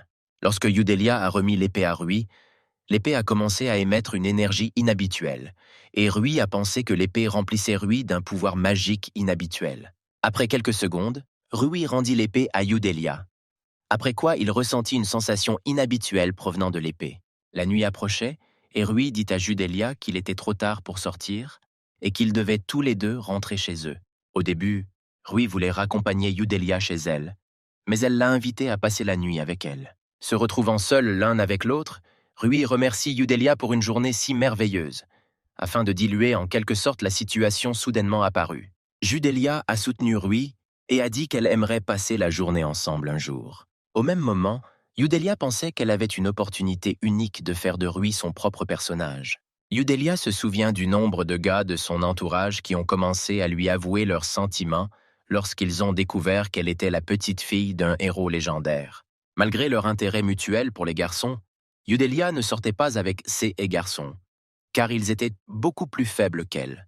Pendant tout ce temps, Rui était le seul à pouvoir finalement la surpasser. De manière inattendue pour Rui, Youdelia lui a rappelé qu'elle était son esclave. Alors Youdelia a dit qu'elle pouvait faire pour lui tout ce qu'il voulait sans aucune exception. Après cela, Youdelia prit la main de Rui et la posa sur sa poitrine. Rui repensa à cette nuit dernière, où Destarossa lui avait dit que même s'il les aimait, il ne devait pas alourdir son destin. Destarossa a dit à Rui qu'elle et Rio l'aimaient beaucoup, mais qu'ils seraient tous les deux très heureux s'ils trouvaient quelqu'un qui l'aimerait pour le reste de sa vie. Rio a déclaré que parmi toutes les races, Seuls les humains peuvent avoir un partenaire, tandis que les dragons mâles peuvent avoir plusieurs femelles à la fois. Destarossa a déclaré que les démons mâles ne se limitent pas non plus à un seul individu, et que les démons aristocratiques peuvent avoir plusieurs dizaines de femelles à la fois. Rui s'est souvenu des paroles de Destarossa selon lesquelles s'il trouvait une personne avec laquelle il voulait connecter sa vie, alors il devait agir. Rio a dit à Destarossa qu'elle était du genre à être jalouse tout le temps, après quoi Rio et Destarossa ont eu une autre petite dispute. Au début, Rui pensait qu'il avait commencé à communiquer avec Youdelia uniquement pour découvrir quelque chose sur le héros. Cependant, après le duel et leur promenade ensemble, elle l'attirait de plus en plus. Rui réalisa alors que Youdelia était devenue la personne même qu'il voulait protéger du danger et avec qui il vivrait toute sa vie. Après de telles pensées, Rui décida d'agir et il embrassa immédiatement Youdelia. Après un long baiser, Rui poussa Youdelia sur le lit et commença à lui enlever sa chemise. Rui décide de ne pas s'arrêter à la chemise et décide d'enlever ses sous-vêtements. À un moment donné, Youdelia a senti qu'ils précipitèrent les choses et a voulu arrêter. Rui rassura Youdelia et lui promit qu'il serait aussi doux que possible avec elle ce soir, ce qui la calma un peu. Après cela, Rui a commencé à se déshabiller et Youdelia avait peur qu'il ne rentre tout simplement pas en elle. Mais Rui n'écoutait plus Youdelia et il la pénétrait. C'est pourquoi Youdelia éprouva pour la première fois des sensations aussi inhabituelles. Le lendemain, Rui et Youdelia se dirigèrent vers l'académie. Et sur le chemin, Youdelia n'arrêtait pas de se plaindre de douleurs insupportables. Rui lui a suggéré d'utiliser sa magie de régénération, ce à quoi Youdelia a seulement poussé Rui et lui a dit de réfléchir attentivement à son comportement. Puis Youdelia a demandé à Rui de devenir son petit ami et d'assumer toutes les responsabilités. Finalement, Rui a décidé de prendre ses responsabilités et d'accepter la proposition d'Elena, malgré ses doutes et sa peur du changement. Bien sûr, la jeune fille fut complètement surprise par cette tournure soudaine des événements, et son cœur battit plus vite qu'elle ne l'aurait jamais imaginé. Un inconnu s'est approché du jeune couple et leur a posé une question, se demandant s'ils n'étaient pas par hasard des candidats. Avec une confiance évidente, le gars a exprimé l'opinion qu'ils étaient un couple extrêmement fragile et sans défense, ce qui les a incités à réfléchir à leur vulnérabilité dans cette situation. Ils ont également manifesté leur intérêt et ont demandé si la jeune fille était la petite fille d'un héros ou d'une personne célèbre. Lorsque l'étranger a tenté de s'approcher de la jeune fille, elle l'a résolument repoussé et l'a averti que s'il s'approchait à nouveau, elle prendrait des mesures extrêmes pour se protéger, y compris une éventuelle violence. Michael, c'était le nom du gars, lui a dit d'une voix suppliante de s'abstenir de telles menaces et de tels mots haineux. Il a essayé de la convaincre de sa gentillesse et de son intention de ne pas représenter une menace. Rui ressentit soudainement le besoin de s'excuser auprès d'eux, même s'il n'y avait aucune raison claire pour une telle action. Elena se sentit agréablement gênée d'entendre le garçon exprimer ouvertement son affection pour elle en présence d'autres personnes, et son cœur battait plus vite à cause d'une telle sincérité inattendue. Michael n'aimait pas la situation et décida d'utiliser ses capacités magiques pour vaincre le gars et montrer sa force. Le protagoniste se sentait déconcerté par les motivations de Michael pour utiliser la magie dans le centre-ville et essayait de comprendre quels objectifs pouvaient se cacher derrière cette action inexplicable. Bien sûr, il ne pouvait pas simplement le laisser sans surveillance et décida d'intervenir pour arrêter l'étranger et prévenir les conséquences possibles de ses actions magiques. Il a décidé d'utiliser la mitrailleuse en pierre pour tenter d'arrêter Michael et ses actions magiques. Cette action décisive porta ses fruits. Michael vola en arrière de plusieurs mètres et perdit l'équilibre, incapable de rester debout après l'impact violent de la mitrailleuse de pierre. Ses camarades commencèrent à se tourner vers lui, avec inquiétude, et tentèrent de calmer Michael, montrant un profond regret et des remords envers Rui et Elena pour ce qui s'était passé, essayant de rétablir la paix et de faire en sorte que tout aille bien. La fille sourit et accepta l'offre du gars d'aller plus loin, réalisant que cet épisode avec Michael était derrière eux et qu'ils pouvaient continuer leur aventure. Comme le temps n'était pas de leur côté, ils devaient se déplacer plus rapidement et se dépêcher pour ne pas être en retard quelque part plus loin sur leur route. Il y avait tellement de gens rassemblés autour du bâtiment qu'ils sentaient l'atmosphère remplie d'effervescence et de vivacité, et ils devaient traverser la foule pour atteindre leur objectif. Elena a demandé au gars de ne pas se démarquer de la foule, l'avertissant que ses ennemis pourraient commencer à se moquer de lui car ils étaient entourés de rivaux. Lorsque le protagoniste a appris que les résultats pourraient y être affichés, sa détermination ne lui a pas permis de s'arrêter et il s'est dirigé vers cet endroit malgré la recommandation de la jeune fille. Il a remarqué qu'il y avait des classes étiquetées de A à E. La fille était sûre qu'ils étaient probablement en classe A. Il s'est avéré qu'ils appartenaient bel et bien à la classe Z, mais aucun d'entre eux n'avait auparavant connaissance de l'existence d'une telle classe, ce qui ajoutait du mystère et de l'imprévisibilité à la situation. Yuri a accueilli chaleureusement le couple, créant une atmosphère amicale et accueillante dans cette situation inattendue. Aux côtés de Yuri se trouvait un mystérieux inconnu portant un casque rappelant celui des chevaliers, ce qui donnait à cette rencontre un ton mystérieux et fantastique. Il s'est avéré que ce mystérieux inconnu portant un casque était le compagnon de Yuri, et sa présence a ajouté encore plus de mystère et d'intérêt à cette rencontre. Après avoir terminé le geste de bienvenue, ils ont échangé de brèves présentations et discuté de leurs attentes pour la quête dans cette classe nouvelle et inconnue, commençant leur aventure avec beaucoup d'enthousiasme. Le gars s'est présenté comme Jason et a expliqué que son rôle principal était de protéger Yuri. C'est eux qui leur a permis de comprendre le sérieux de cette mission et la nécessité de coopération. Yuri a commencé à expliquer qu'il porte un casque pour cacher sa véritable identité, et il espérait que lui et le protagoniste pourraient maintenir une bonne relation malgré cette dissimulation de son visage. Son humeur ne s'est pas améliorée, et elle a continué à rester dans l'humeur colérique causée par l'incident précédent avec Michael. Yuri voulait seulement voir la fille, c'est pourquoi il n'a pas partagé d'informations sur la classe avec elle, essayant de maintenir l'intrigue et de rendre la rencontre plus mystérieuse. Il s'est avéré que cette classe est nouvelle pour cette année scolaire. Auparavant, les élèves étaient répartis en fonction de leurs résultats scolaires, mais cette année, ils ont décidé de rassembler les élèves ayant des capacités spéciales dans la classe Z, ce qui a suscité un intérêt supplémentaire et des questions de la part de Rui et Elena. On peut dire qu'il s'agit d'une classe où des individus talentueux et uniques se sont réunis, créant une atmosphère de créativité et d'approche non standard de l'apprentissage. S'ils avaient été promus, ils auraient probablement été placés en classe A, mais leur performance était si exceptionnelle qu'ils ont été placés en classe Z, réservée aux étudiants ayant des capacités uniques. Sur décision de la direction, ils ont été envoyés en classe Z en tenant compte de leurs capacités et de leur potentiel. La fille ne pouvait pas comprendre si Yuri les suivait, car tout cela lui semblait plutôt suspect et mystérieux, ce qui lui causait des questions et des malentendus. Pour la fille, cela n'avait pas vraiment d'importance si Yuri les regardait ou non, car elle se sentait confiante et calme lorsqu'elle était à côté du garçon. Sa course semblait trop chaude, et le gars lui a poliment demandé de ralentir pour qu'ils puissent bouger ensemble et profiter du moment. Jason restait confus quant à la raison pour laquelle ils avaient besoin de suivre le couple, ce qui le rendait curieux et questionnait le but de cette mission. Il s'est avéré que cette classe était peuplée de fauteurs de troubles absolus, et même Yuri avait du mal à les garder sous contrôle et à les surveiller. Jason pensait que Rui avait les compétences et la détermination nécessaires pour relever ce défi et résoudre avec succès la situation en classe Z. Si Yuri a tant d'espoir pour Rui, cela signifie qu'il a investi beaucoup d'espoir et de confiance dans le gars, et maintenant, Rui doit être à la hauteur de ses attentes. Son intérêt ne connaissait pas de limites, et il était impatient de découvrir quelle était la classe Z, espérant finalement percer le mystère de cet endroit mystérieux. Le garçon et la fille ont rapidement changé de vêtements, et ont décidé d'aller explorer la classe pour en savoir plus sur ces élèves et les caractéristiques de ce groupe inhabituel. Dès le début, ils n'ont rien remarqué qui semblait étrange ou inhabituel dans cette classe. Rui souhaitait trouver de véritables amis parmi les étudiants de cette classe et établir des relations chaleureuses, et il espérait que cela serait possible malgré leur caractère unique et leur bizarrerie.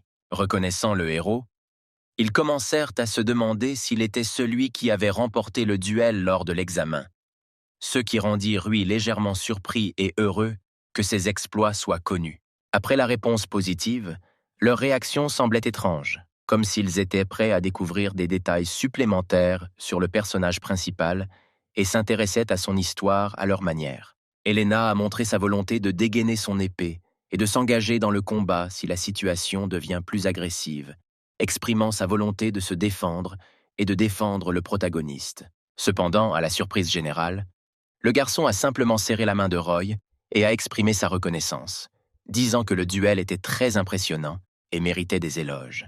Le garçon commença à exprimer son admiration et ses éloges envers Rui, comme s'il l'adorait et disait quel grand et habile duelliste il était. Jack a révélé ses compétences en magie explosive, provoquant la surprise et l'intérêt parmi les personnes présentes, et ses talents ont fait de lui une figure très populaire dans la classe Z.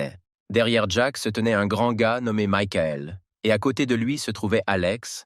La présentation de chacun dans la classe est devenue plus informative et accueillante. Jack espérait que Rui pourrait devenir ami avec eux et trouver un terrain d'entente, ce qui était un aspect important pour lui et pour toute la classe Z. Ayant reçu un accueil si chaleureux de la part des élèves de la classe, Rui sentit que ses craintes et ses inquiétudes étaient vaines et qu'il était prêt pour de nouvelles connaissances et aventures dans cette classe inhabituelle. Les filles ont également montré leur soutien et ont salué les garçons avec un sourire, commençant à les connaître et à leur parler, ce qui a créé une atmosphère amicale dans la classe. Ruya a été attiré par l'un des étudiants et a commencé une conversation avec intérêt pour en savoir plus sur lui et mieux le connaître, sentant que ce cours pourrait lui apporter de nombreuses connaissances et impressions intéressantes. Il s'est avéré que cet étudiant n'était pas d'humeur amicale, mais, au contraire, montrait un comportement agressif et de la colère, ce qui laissait Rui un peu abasourdi et incertain de ses actions. Les protagonistes se sentaient confus, ne comprenant pas ce qui avait pu se passer et supposant qu'ils avaient peut-être fait une erreur ou une mauvaise impression qui avait provoqué l'agressivité de cet étudiant. Étant donné que Rui venait d'un village et ne connaissait peut-être pas certaines coutumes ou pratiques de la ville, cela pourrait expliquer son attitude négative et son insatisfaction. C'était parce qu'il était interdit à la capitale de garder des hommes bêtes comme esclaves. Mais dans d'autres grandes villes, la pratique a continué, provoquant le mécontentement de nombreux hommes bêtes et créant des conflits entre eux et les gens ordinaires. Le protagoniste était curieux de savoir s'il pourrait un jour devenir ami avec cet étudiant, malgré la tension et le conflit initiaux, et il espérait une amélioration de la relation. Lorsque la fille a essayé de dire quelque chose au garçon, son attention s'est focalisée sur l'une des filles de la classe, ce qui a provoqué un certain malentendu et une certaine irritation chez la fille. Il ne put s'empêcher de remarquer qu'elle était incroyablement belle, comme si elle sortait tout droit d'un tableau, et cela attira son attention et éveilla son intérêt. Rui salua la fille avec un léger bégaiement, essayant de se ressaisir et d'être poli avec elle. Cependant, il n'a reçu qu'un accueil froid de la part de la jeune fille, ce qui l'a laissé un peu blessé et déçu. Elena ne pouvait pas supporter un tel comportement et était choquée par la façon dont la fille osait ignorer le gars, ce qui provoquait son indignation et sa perplexité. Elle a agi avec pompe et a déclaré qu'il n'y avait tout simplement rien à discuter avec lui, ce qui a provoqué une irritation et une perplexité supplémentaire de la part d'Elena et de Rui. Elena était confuse et déçue par une réponse aussi désagréable, qui contredisait complètement leurs espoirs d'une interaction amicale avec les élèves de la classe. Ses nerfs étaient déjà à bout, et elle se sentait très irritée, prête à exploser et à mettre la fille en pièces sur place à cause de son comportement grossier et désagréable.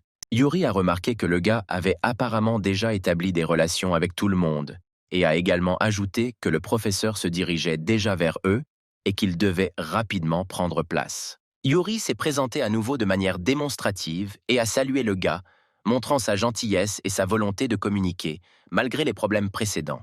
D'après l'expression du visage du protagoniste, il était clair qu'il ressentait de la satisfaction dans la nouvelle classe, car à partir de ce moment, sa vie à l'académie commence et il est prêt pour de nouveaux défis et aventures. Un jour, un enseignant expliquait quelque chose aux enfants avec beaucoup de diligence, essayant de leur transmettre des informations et des connaissances importantes. Le professeur a expliqué que de cette façon, la magie de l'eau utilise l'humidité de l'atmosphère pour atteindre ses objectifs, partageant la connaissance des processus magiques avec les élèves.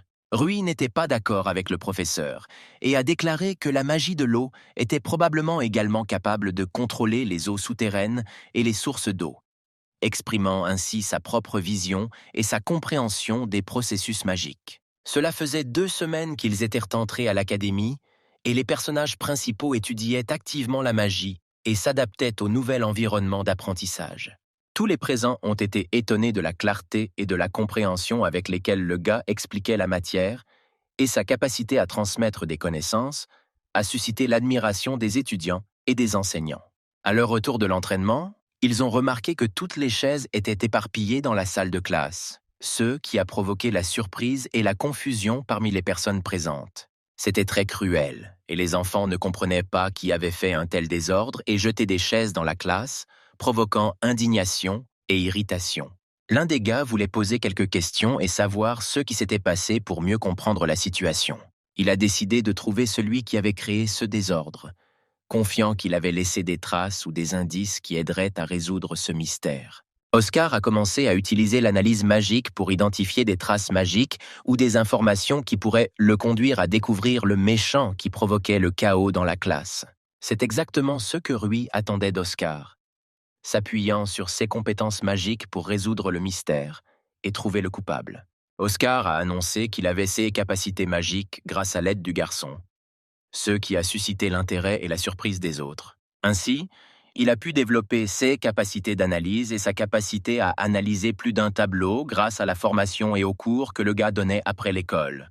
Oscar a remarqué des traces de cheveux et de chaussures d'un camarade de classe, ce qui pourrait être la clé pour révéler qui a créé le désordre dans la classe. Oscar était vraiment impossible à tromper, et ses compétences uniques en analyse magique lui permettaient de repérer des détails qui passaient inaperçus aux yeux des autres. Il s'est avéré que le garçon avait été banni du village pour avoir abusé de la magie, ce qui expliquait son comportement étrange et hostile. Il était heureux d'avoir l'opportunité d'utiliser la magie et réalisa qu'il pouvait désormais être utile et contribuer à résoudre le mystère du désordre dans la classe. Le garçon a fourni des informations sur la personne qui s'est introduite dans la salle de classe et a provoqué les troubles, partageant ses connaissances et ses observations pour aider à résoudre l'incident. Oscar, ne voulant pas s'impliquer dans des conflits et des escarmouches, a décidé de rester à l'écart et de ne pas rejoindre la classe qui pourrait être chargée de régler la situation. Oscar pouvait compter sur son ami et lui assura qu'il pouvait se débrouiller sans son aide, exprimant sa confiance en ses capacités. À ce moment-là, Jack, Alex et Michael étaient à proximité, prêts à soutenir leurs amis et à les aider si nécessaire. Ils avaient tous un objectif commun: attraper celui qui enfreignait les règles et créait le chaos dans la classe afin de rétablir l'ordre et la paix dans l'académie. Jack a demandé au protagoniste s'il était temps de commencer, exprimant sa volonté d'intervenir et d'aider à enquêter sur l'incident. Après avoir enfoncé la porte, les garçons ont fait irruption dans la salle de classe, prêts à commencer une enquête et à trouver le contrevenant. Les garçons étaient convaincus qu'ils pourraient gagner cette bataille et résoudre le mystère de l'incident en classe en faisant confiance à leurs compétences et à leur propre loyauté. Il semble que tous les suspects envisagent de faire semblant d'être innocents et de cacher leur implication dans l'incident. Un étranger s'est approché des gars et le personnage principal a immédiatement senti qu'il l'avait déjà vu quelque part, comme s'il était issu de l'aristocratie ou d'une autre classe supérieure.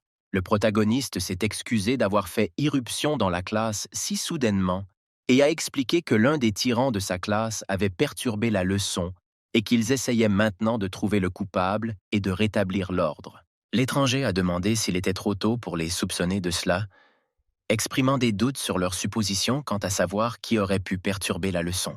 L'étranger a également ajouté qu'il y a beaucoup d'élèves issus de familles défavorisées dans sa classe, ce qui peut compliquer la recherche du coupable et la compréhension de la situation. Après ces mots, Jack devint furieux et était prêt à mettre l'étranger en pièces, ressentant de la colère et défendant l'honneur de sa classe et de ses amis. Naturellement, Rui s'est rendu compte que l'étranger voulait simplement les mettre en colère, et il a commencé à réfléchir à une stratégie pour rester calme et enquêter sur l'incident de manière intelligente et efficace. Il a demandé à Jack de lui faire confiance et de s'appuyer sur ses décisions afin que l'enquête se déroule plus facilement et plus efficacement. Le gaz a commencé à sortir quelque chose d'inconnu de sa poche, suscitant l'intérêt et l'impatience de toutes les personnes présentes. Les personnages principaux ont soigneusement examiné les cheveux qu'Oscar avait trouvés pour eux dans la salle de classe et ont commencé à les analyser, espérant trouver des indices ou des traces du coupable. L'étranger a demandé comment Oscar avait pu savoir à qui appartenaient les cheveux, montrant de la curiosité quant aux méthodes qu'Oscar utilisait pour ses pouvoirs magiques afin de déterminer le propriétaire des cheveux. Le gars a commencé à expliquer qu'ils avaient fait une analyse génétique et comparé les données avec des échantillons connus pour déterminer le propriétaire des cheveux, puis il a décidé de l'expliquer brièvement pour que les autres comprennent le processus d'analyse. Il a annoncé qu'il avait utilisé sa capacité appelée Time Reversal pour analyser les informations génétiques et identifier le propriétaire des cheveux.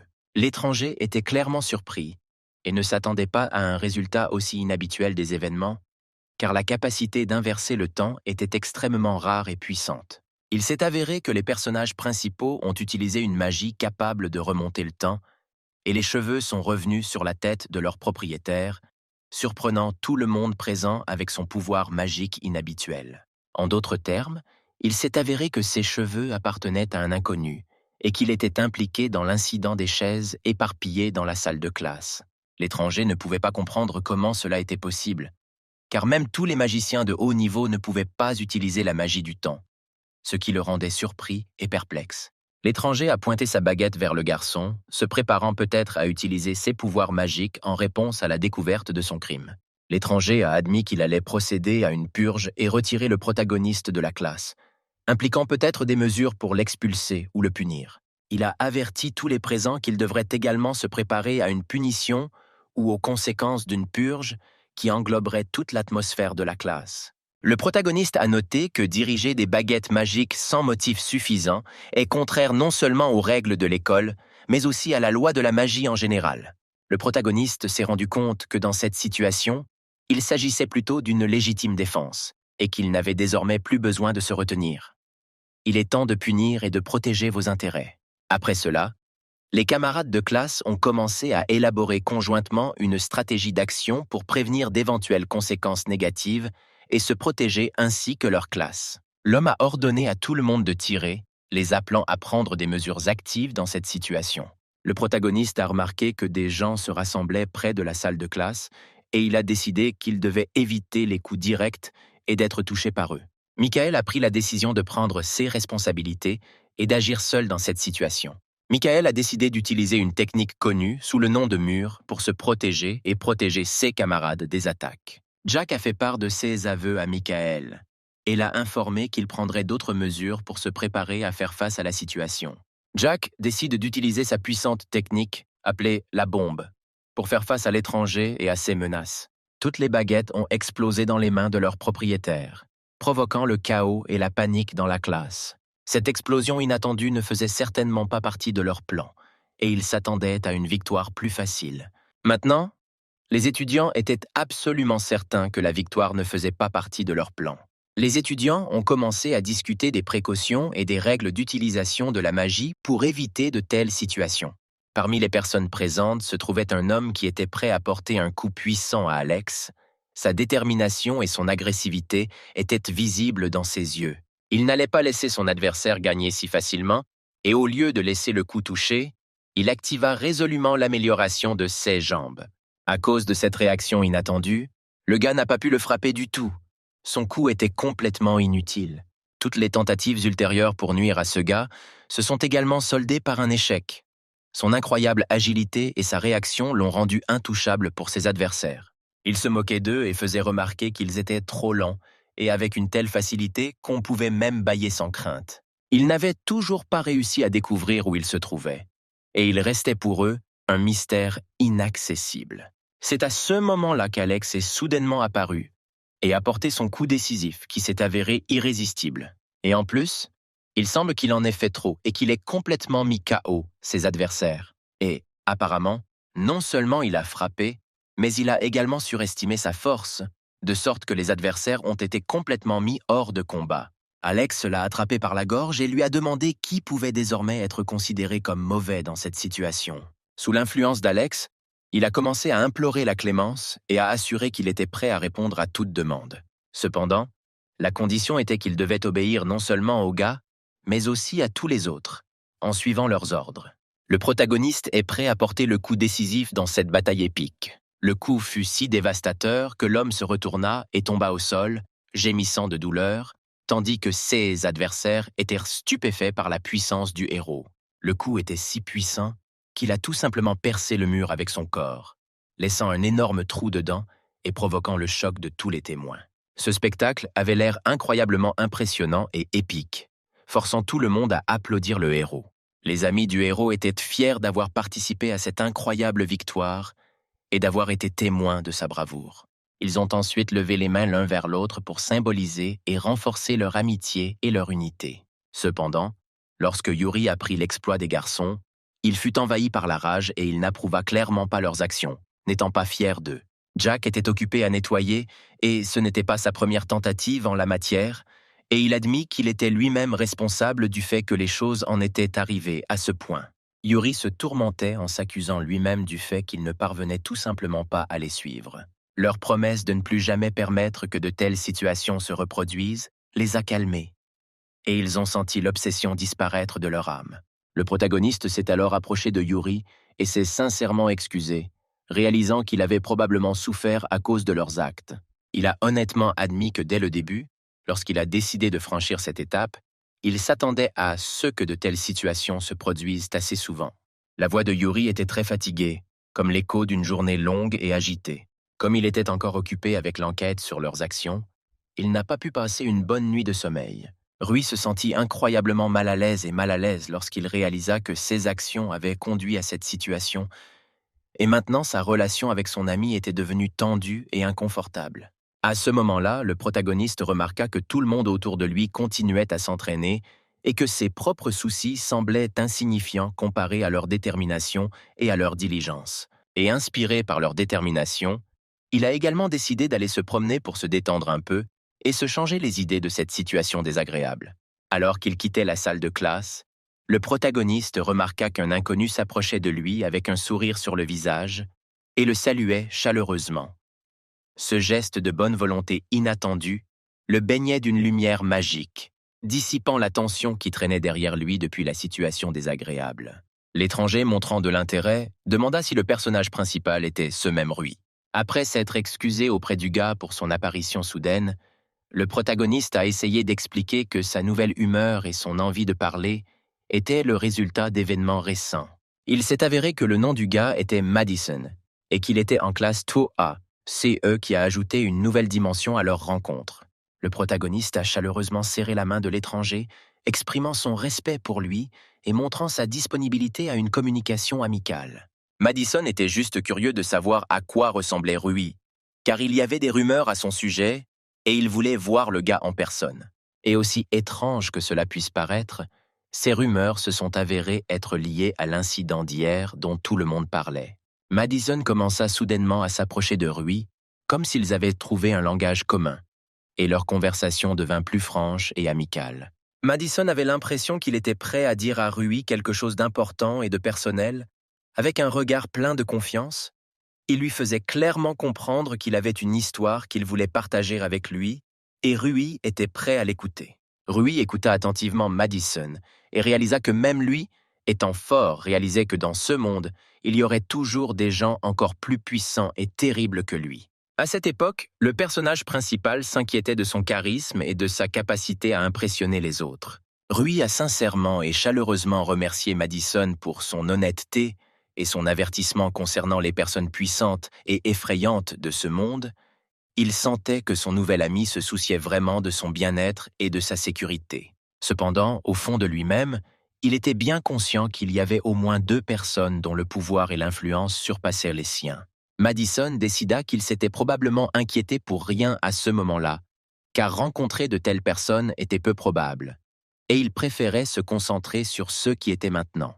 Il commença alors à dire au revoir et annonça qu'il était temps pour lui de partir, laissant Rui avec la pensée que leur rencontre avait été inattendue et intéressante. Le protagoniste a remarqué que Madison était en effet une personne très mystérieuse, et sa brève rencontre a laissé un mystère dans son âme. Et soudain, comme pressé, Madison commença à dire au revoir et à quitter le lieu de rendez-vous, laissant Rui avec un sentiment de mystères et de secrets inexpliqués. Dans son regard, Rui pouvait voir de nombreux secrets et mystères qu'il lui faudrait peut-être encore découvrir. En arrivant à la maison, Rui s'est immédiatement effondré sur son lit et s'est rendu compte qu'il était extrêmement fatigué après une dure journée. Rui était tellement épuisé physiquement et émotionnellement que c'était clairement le résultat de leur long et fatigant travail de reconstruction de la salle de classe qui avait été endommagé. Il réalisait fièrement qu'il avait travaillé dur malgré les difficultés et qu'il avait réussi à reconstruire la classe par lui-même, ce qui remplissait sa journée d'un sentiment de satisfaction et d'accomplissement. Rui se réveilla et regarda autour de lui avec confusion, ayant du mal à décider si c'était déjà le matin ou si c'était encore le crépuscule. Avec un profond sentiment de confusion et de perplexité, Rui réalisa qu'il était entouré d'un espace inconnu et qu'il était loin de son environnement familier, ce qui le laissa avec un mélange d'inquiétude et de surprise. Cependant, il était sûr que même si cet endroit lui semblait sans fin et incompréhensible, sa petite sœur et Rio viendraient toujours à son secours et le soutiendraient. Soudain, il réalisa qu'il ne ressentait rien, et des doutes l'envahirent quant au fait que cet endroit puisse être un enfer sans fin. La fille derrière lui s'est soudainement approchée de Rui et lui a doucement demandé de rester calme, comme si elle sentait son anxiété et son impuissance. Elle confirma ses dires selon lesquels il s'agissait bien du même enfer sans fin dans lequel il se trouvait. Invitant Rui à s'asseoir à la table, elle lui suggéra qu'ils avaient besoin de parler et d'essayer de comprendre cette étrange situation dans laquelle il se trouvait. L'homme ressentait une légère tension gênante et une indécision alors qu'il était assis à la table dans ce cadre mystérieux. Avant de boire le thé qui lui était offert, il réfléchit un peu si cela valait la peine de le faire, car la situation restait floue et mystérieuse. Malgré son hésitation initiale, Rui fut agréablement surpris de découvrir que le thé avait un goût raffiné et une sensation de chaleur qui l'enveloppait après sa première gorgée. Avec une tasse de thé dans les mains, il ne put s'empêcher de lui demander quelle était son identité et quel était leur lien avec cette étrange situation. Il s'est avéré que son nom était Chris et qu'elle avait été désignée pour diriger cet enfer sans fin, ce qui ajoutait du mystère et de l'intrigue à leur rencontre. Après ces mots, le personnage principal s'est immédiatement levé, prêt à se défendre, ressentant une poussée inattendue de tension et de danger. Cependant, elle lui a de nouveau demandé de se calmer et lui a assuré qu'elle n'était pas une ennemie et que ses intentions étaient bonnes. Des sentiments mêlés d'incertitude et de malaise subsistaient dans son cœur, et il sentait qu'il avait besoin d'une explication plus claire de son rôle et de son but dans cette étrange réalité. Il s'est avéré que la raison était assez simple. Le personnage principal avait accidentellement retiré le sceau de l'enfer sans fin. Cela s'est produit parce qu'il a reçu un objet du héros dans le monde réel, ce qui a provoqué la suppression du sceau qui protégeait l'enfer sans fin. Il va sans dire que le gars a été choqué par ceux qu'il a entendus, car il venait de découvrir qu'il avait accidentellement libéré un enfer sans fin, et ce fut un choc pour lui. En repensant au moment où il avait tenu l'épée de Charlotte et avait ressenti une sorte de pouvoir émanant d'elle, il lui devint clair que c'était à ce moment-là que le sceau avait été retiré, révélant un enfer sans fin. Il a appris que s'il récupérait tous les objets du héros, le sceau de l'enfer sans fin serait complètement supprimé, et il pourrait retourner dans le monde réel. Rui pensait qu'un effort conjoint avec Charlotte pourrait être plus efficace et plus sûr qu'une recherche solitaire d'un héros inconnu dont il ne savait rien du sort. Il était confus, se demandant pourquoi la fille qui semblait diriger cet endroit était prête à lui révéler des informations sur la façon de retirer le sceau de l'enfer sans fin. Chris a admis que l'objectif de l'enfer sans fin avait déjà été atteint. Et maintenant elle-même trouvait étrange que cet enfer existe toujours. Et elle a décidé d'aider Rui à régler la situation. Le gars était complètement confus et ne pouvait pas comprendre exactement de quoi parlait la fille, car les informations sur le but de l'enfer sans fin étaient inattendues pour lui. Rui se sentit encore plus confus et incertain de ce qui se passait après avoir appris que la fille n'avait pas le droit de révéler les informations sur le but de l'enfer sans fin, et il commença à réaliser que toute la situation était en fait beaucoup plus compliquée et mystérieuse qu'elle ne l'était, semblait au début. Lui demandant sincèrement pardon, la jeune fille a essayé d'expliquer qu'elle n'avait pas le droit de révéler les détails liés au but de l'enfer sans fin, et qu'elle était prête à l'aider à trouver des réponses ensemble. La fille a expliqué que le personnage principal n'est pas ici physiquement, et c'est pourquoi il pourra retourner dans le monde réel lorsqu'il aura récupéré tous les objets du héros et retiré le sceau. Il s'est avéré qu'il a été invoqué dans ce monde afin qu'il puisse acquérir l'expérience et les compétences nécessaires pour accomplir la tâche de collecte des objets du héros et de suppression du sceau de l'enfer sans fin. Ainsi, Rui a commencé à réaliser que son rôle dans ce monde était devenu plus clair, et il était prêt à accepter le défi d'aider Chris à atteindre cet objectif, car il avait l'opportunité d'acquérir les compétences et l'expérience qui seraient nécessaires pour accomplir cette importante tâche. En se concentrant, Ryu essaya de penser aux épées, et à sa grande surprise, Il vit des épées apparaître devant lui, prêtes à l'emploi. C'était un sentiment indescriptible de puissance et de contrôle sur le monde qui l'entourait. Chris, ne voulant pas perdre de temps, annonça de manière décisive qu'il commençait l'entraînement et que Rui était prêt à commencer à apprendre et à utiliser ses nouvelles épées. Sous l'influence d'une force inconnue, il a instantanément esquivé l'attaque sans aucune explication apparente, provoquant la surprise et l'admiration chez lui-même et chez Chris, qui a réalisé que Rui avait des capacités uniques. Il fut stupéfait par cet événement, car sa tête faillit littéralement s'envoler suite à l'incroyable esquive du coup.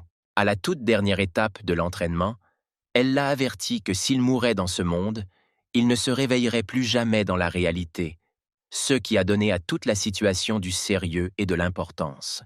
Chris lui a rappelé que tout ce qu'il venait de traverser n'était qu'un entraînement et que Rui avait encore un examen devant lui qui testerait ses capacités et sa préparation. Rui ne pouvait s'empêcher de remarquer que la fille, malgré son sexe, était extrêmement forte et maniait magistralement une épée, ce qui lui valait respect et admiration. Chris a remarqué que le protagoniste ne semblait pas avoir été entraîné à utiliser une épée et a décidé qu'il avait beaucoup de travail à faire pour surmonter cette lacune et réussir. Il n'avait peut-être pas d'expérience, mais le garçon possédait déjà certaines techniques qui lui avaient été enseignées et était prêt à les utiliser au combat.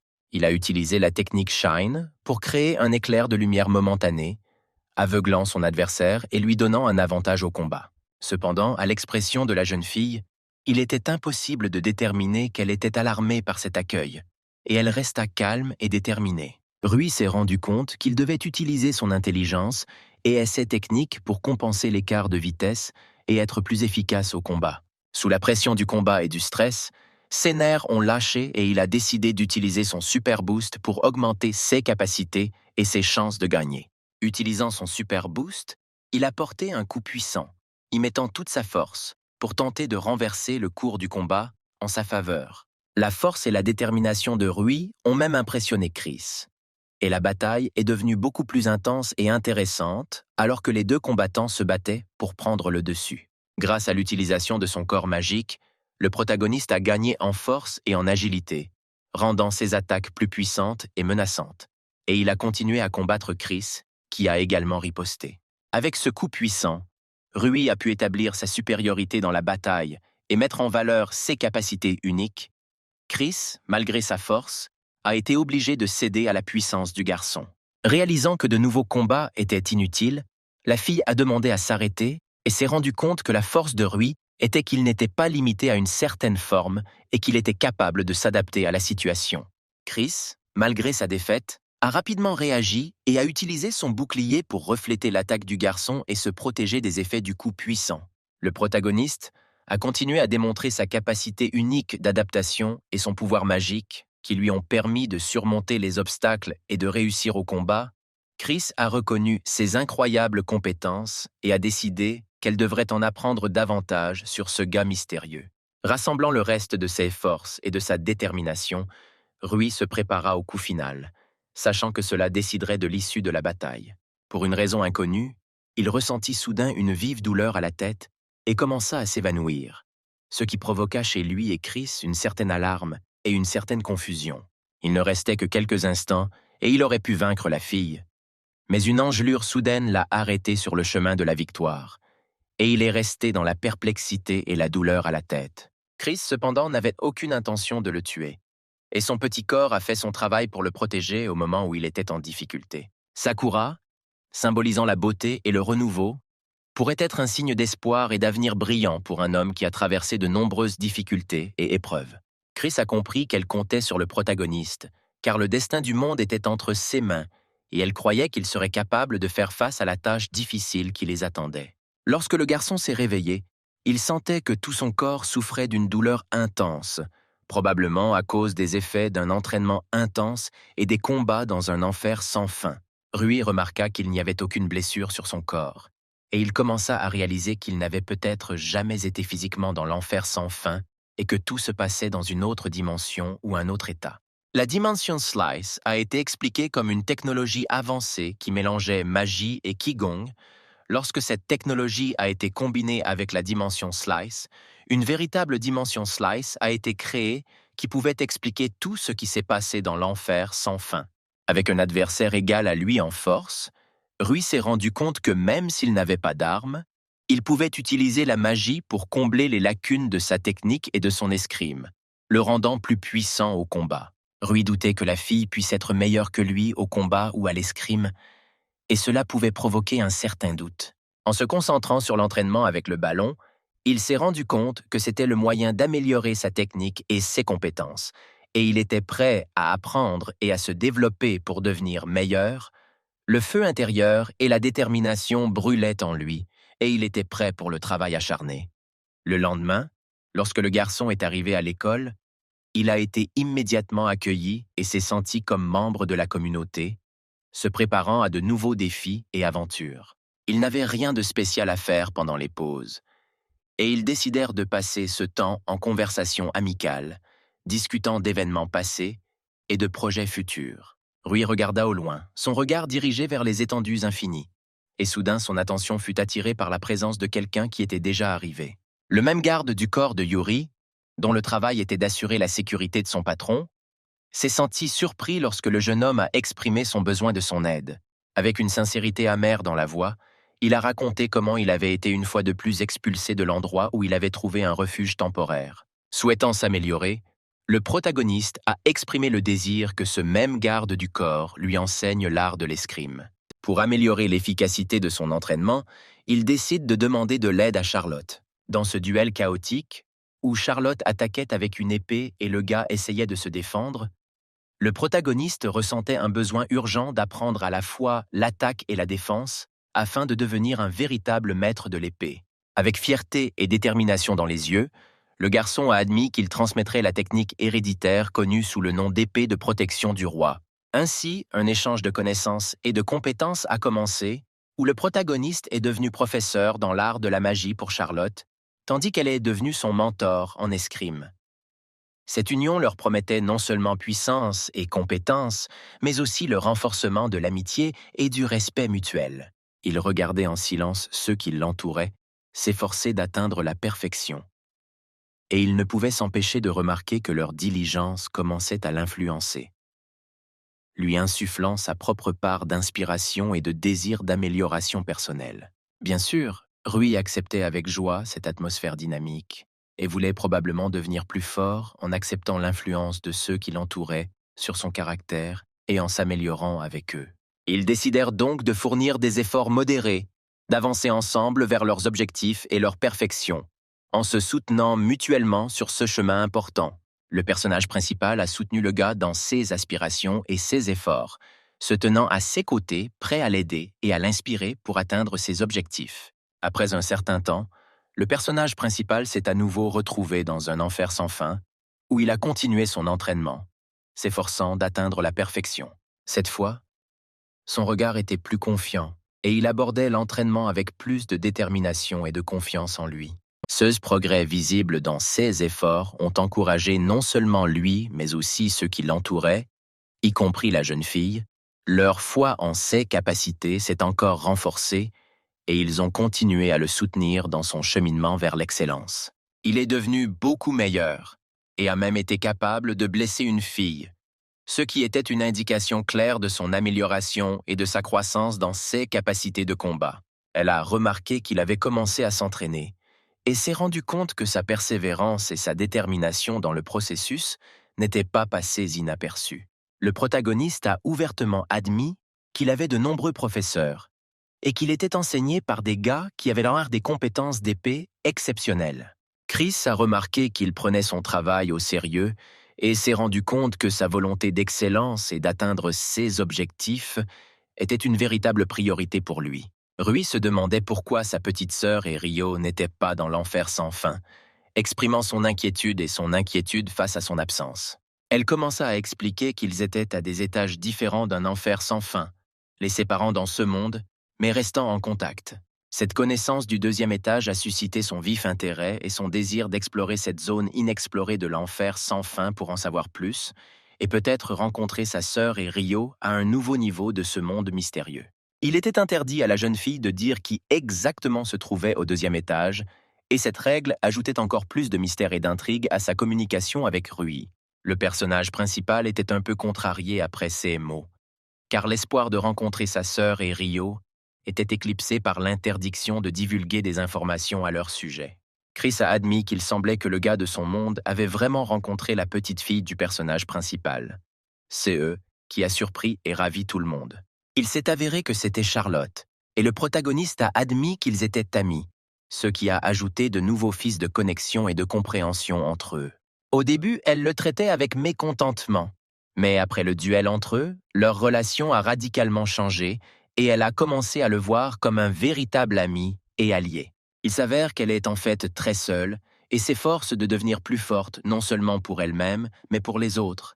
Et cela ajoute une couche de profondeur à l'exploration de son caractère et de ses motivations.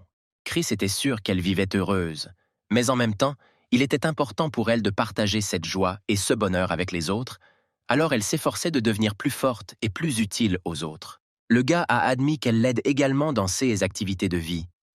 Et leur interaction s'est avérée mutuellement inspirante, car ils se sont soutenus dans la recherche de leur propre force et du sens de la vie.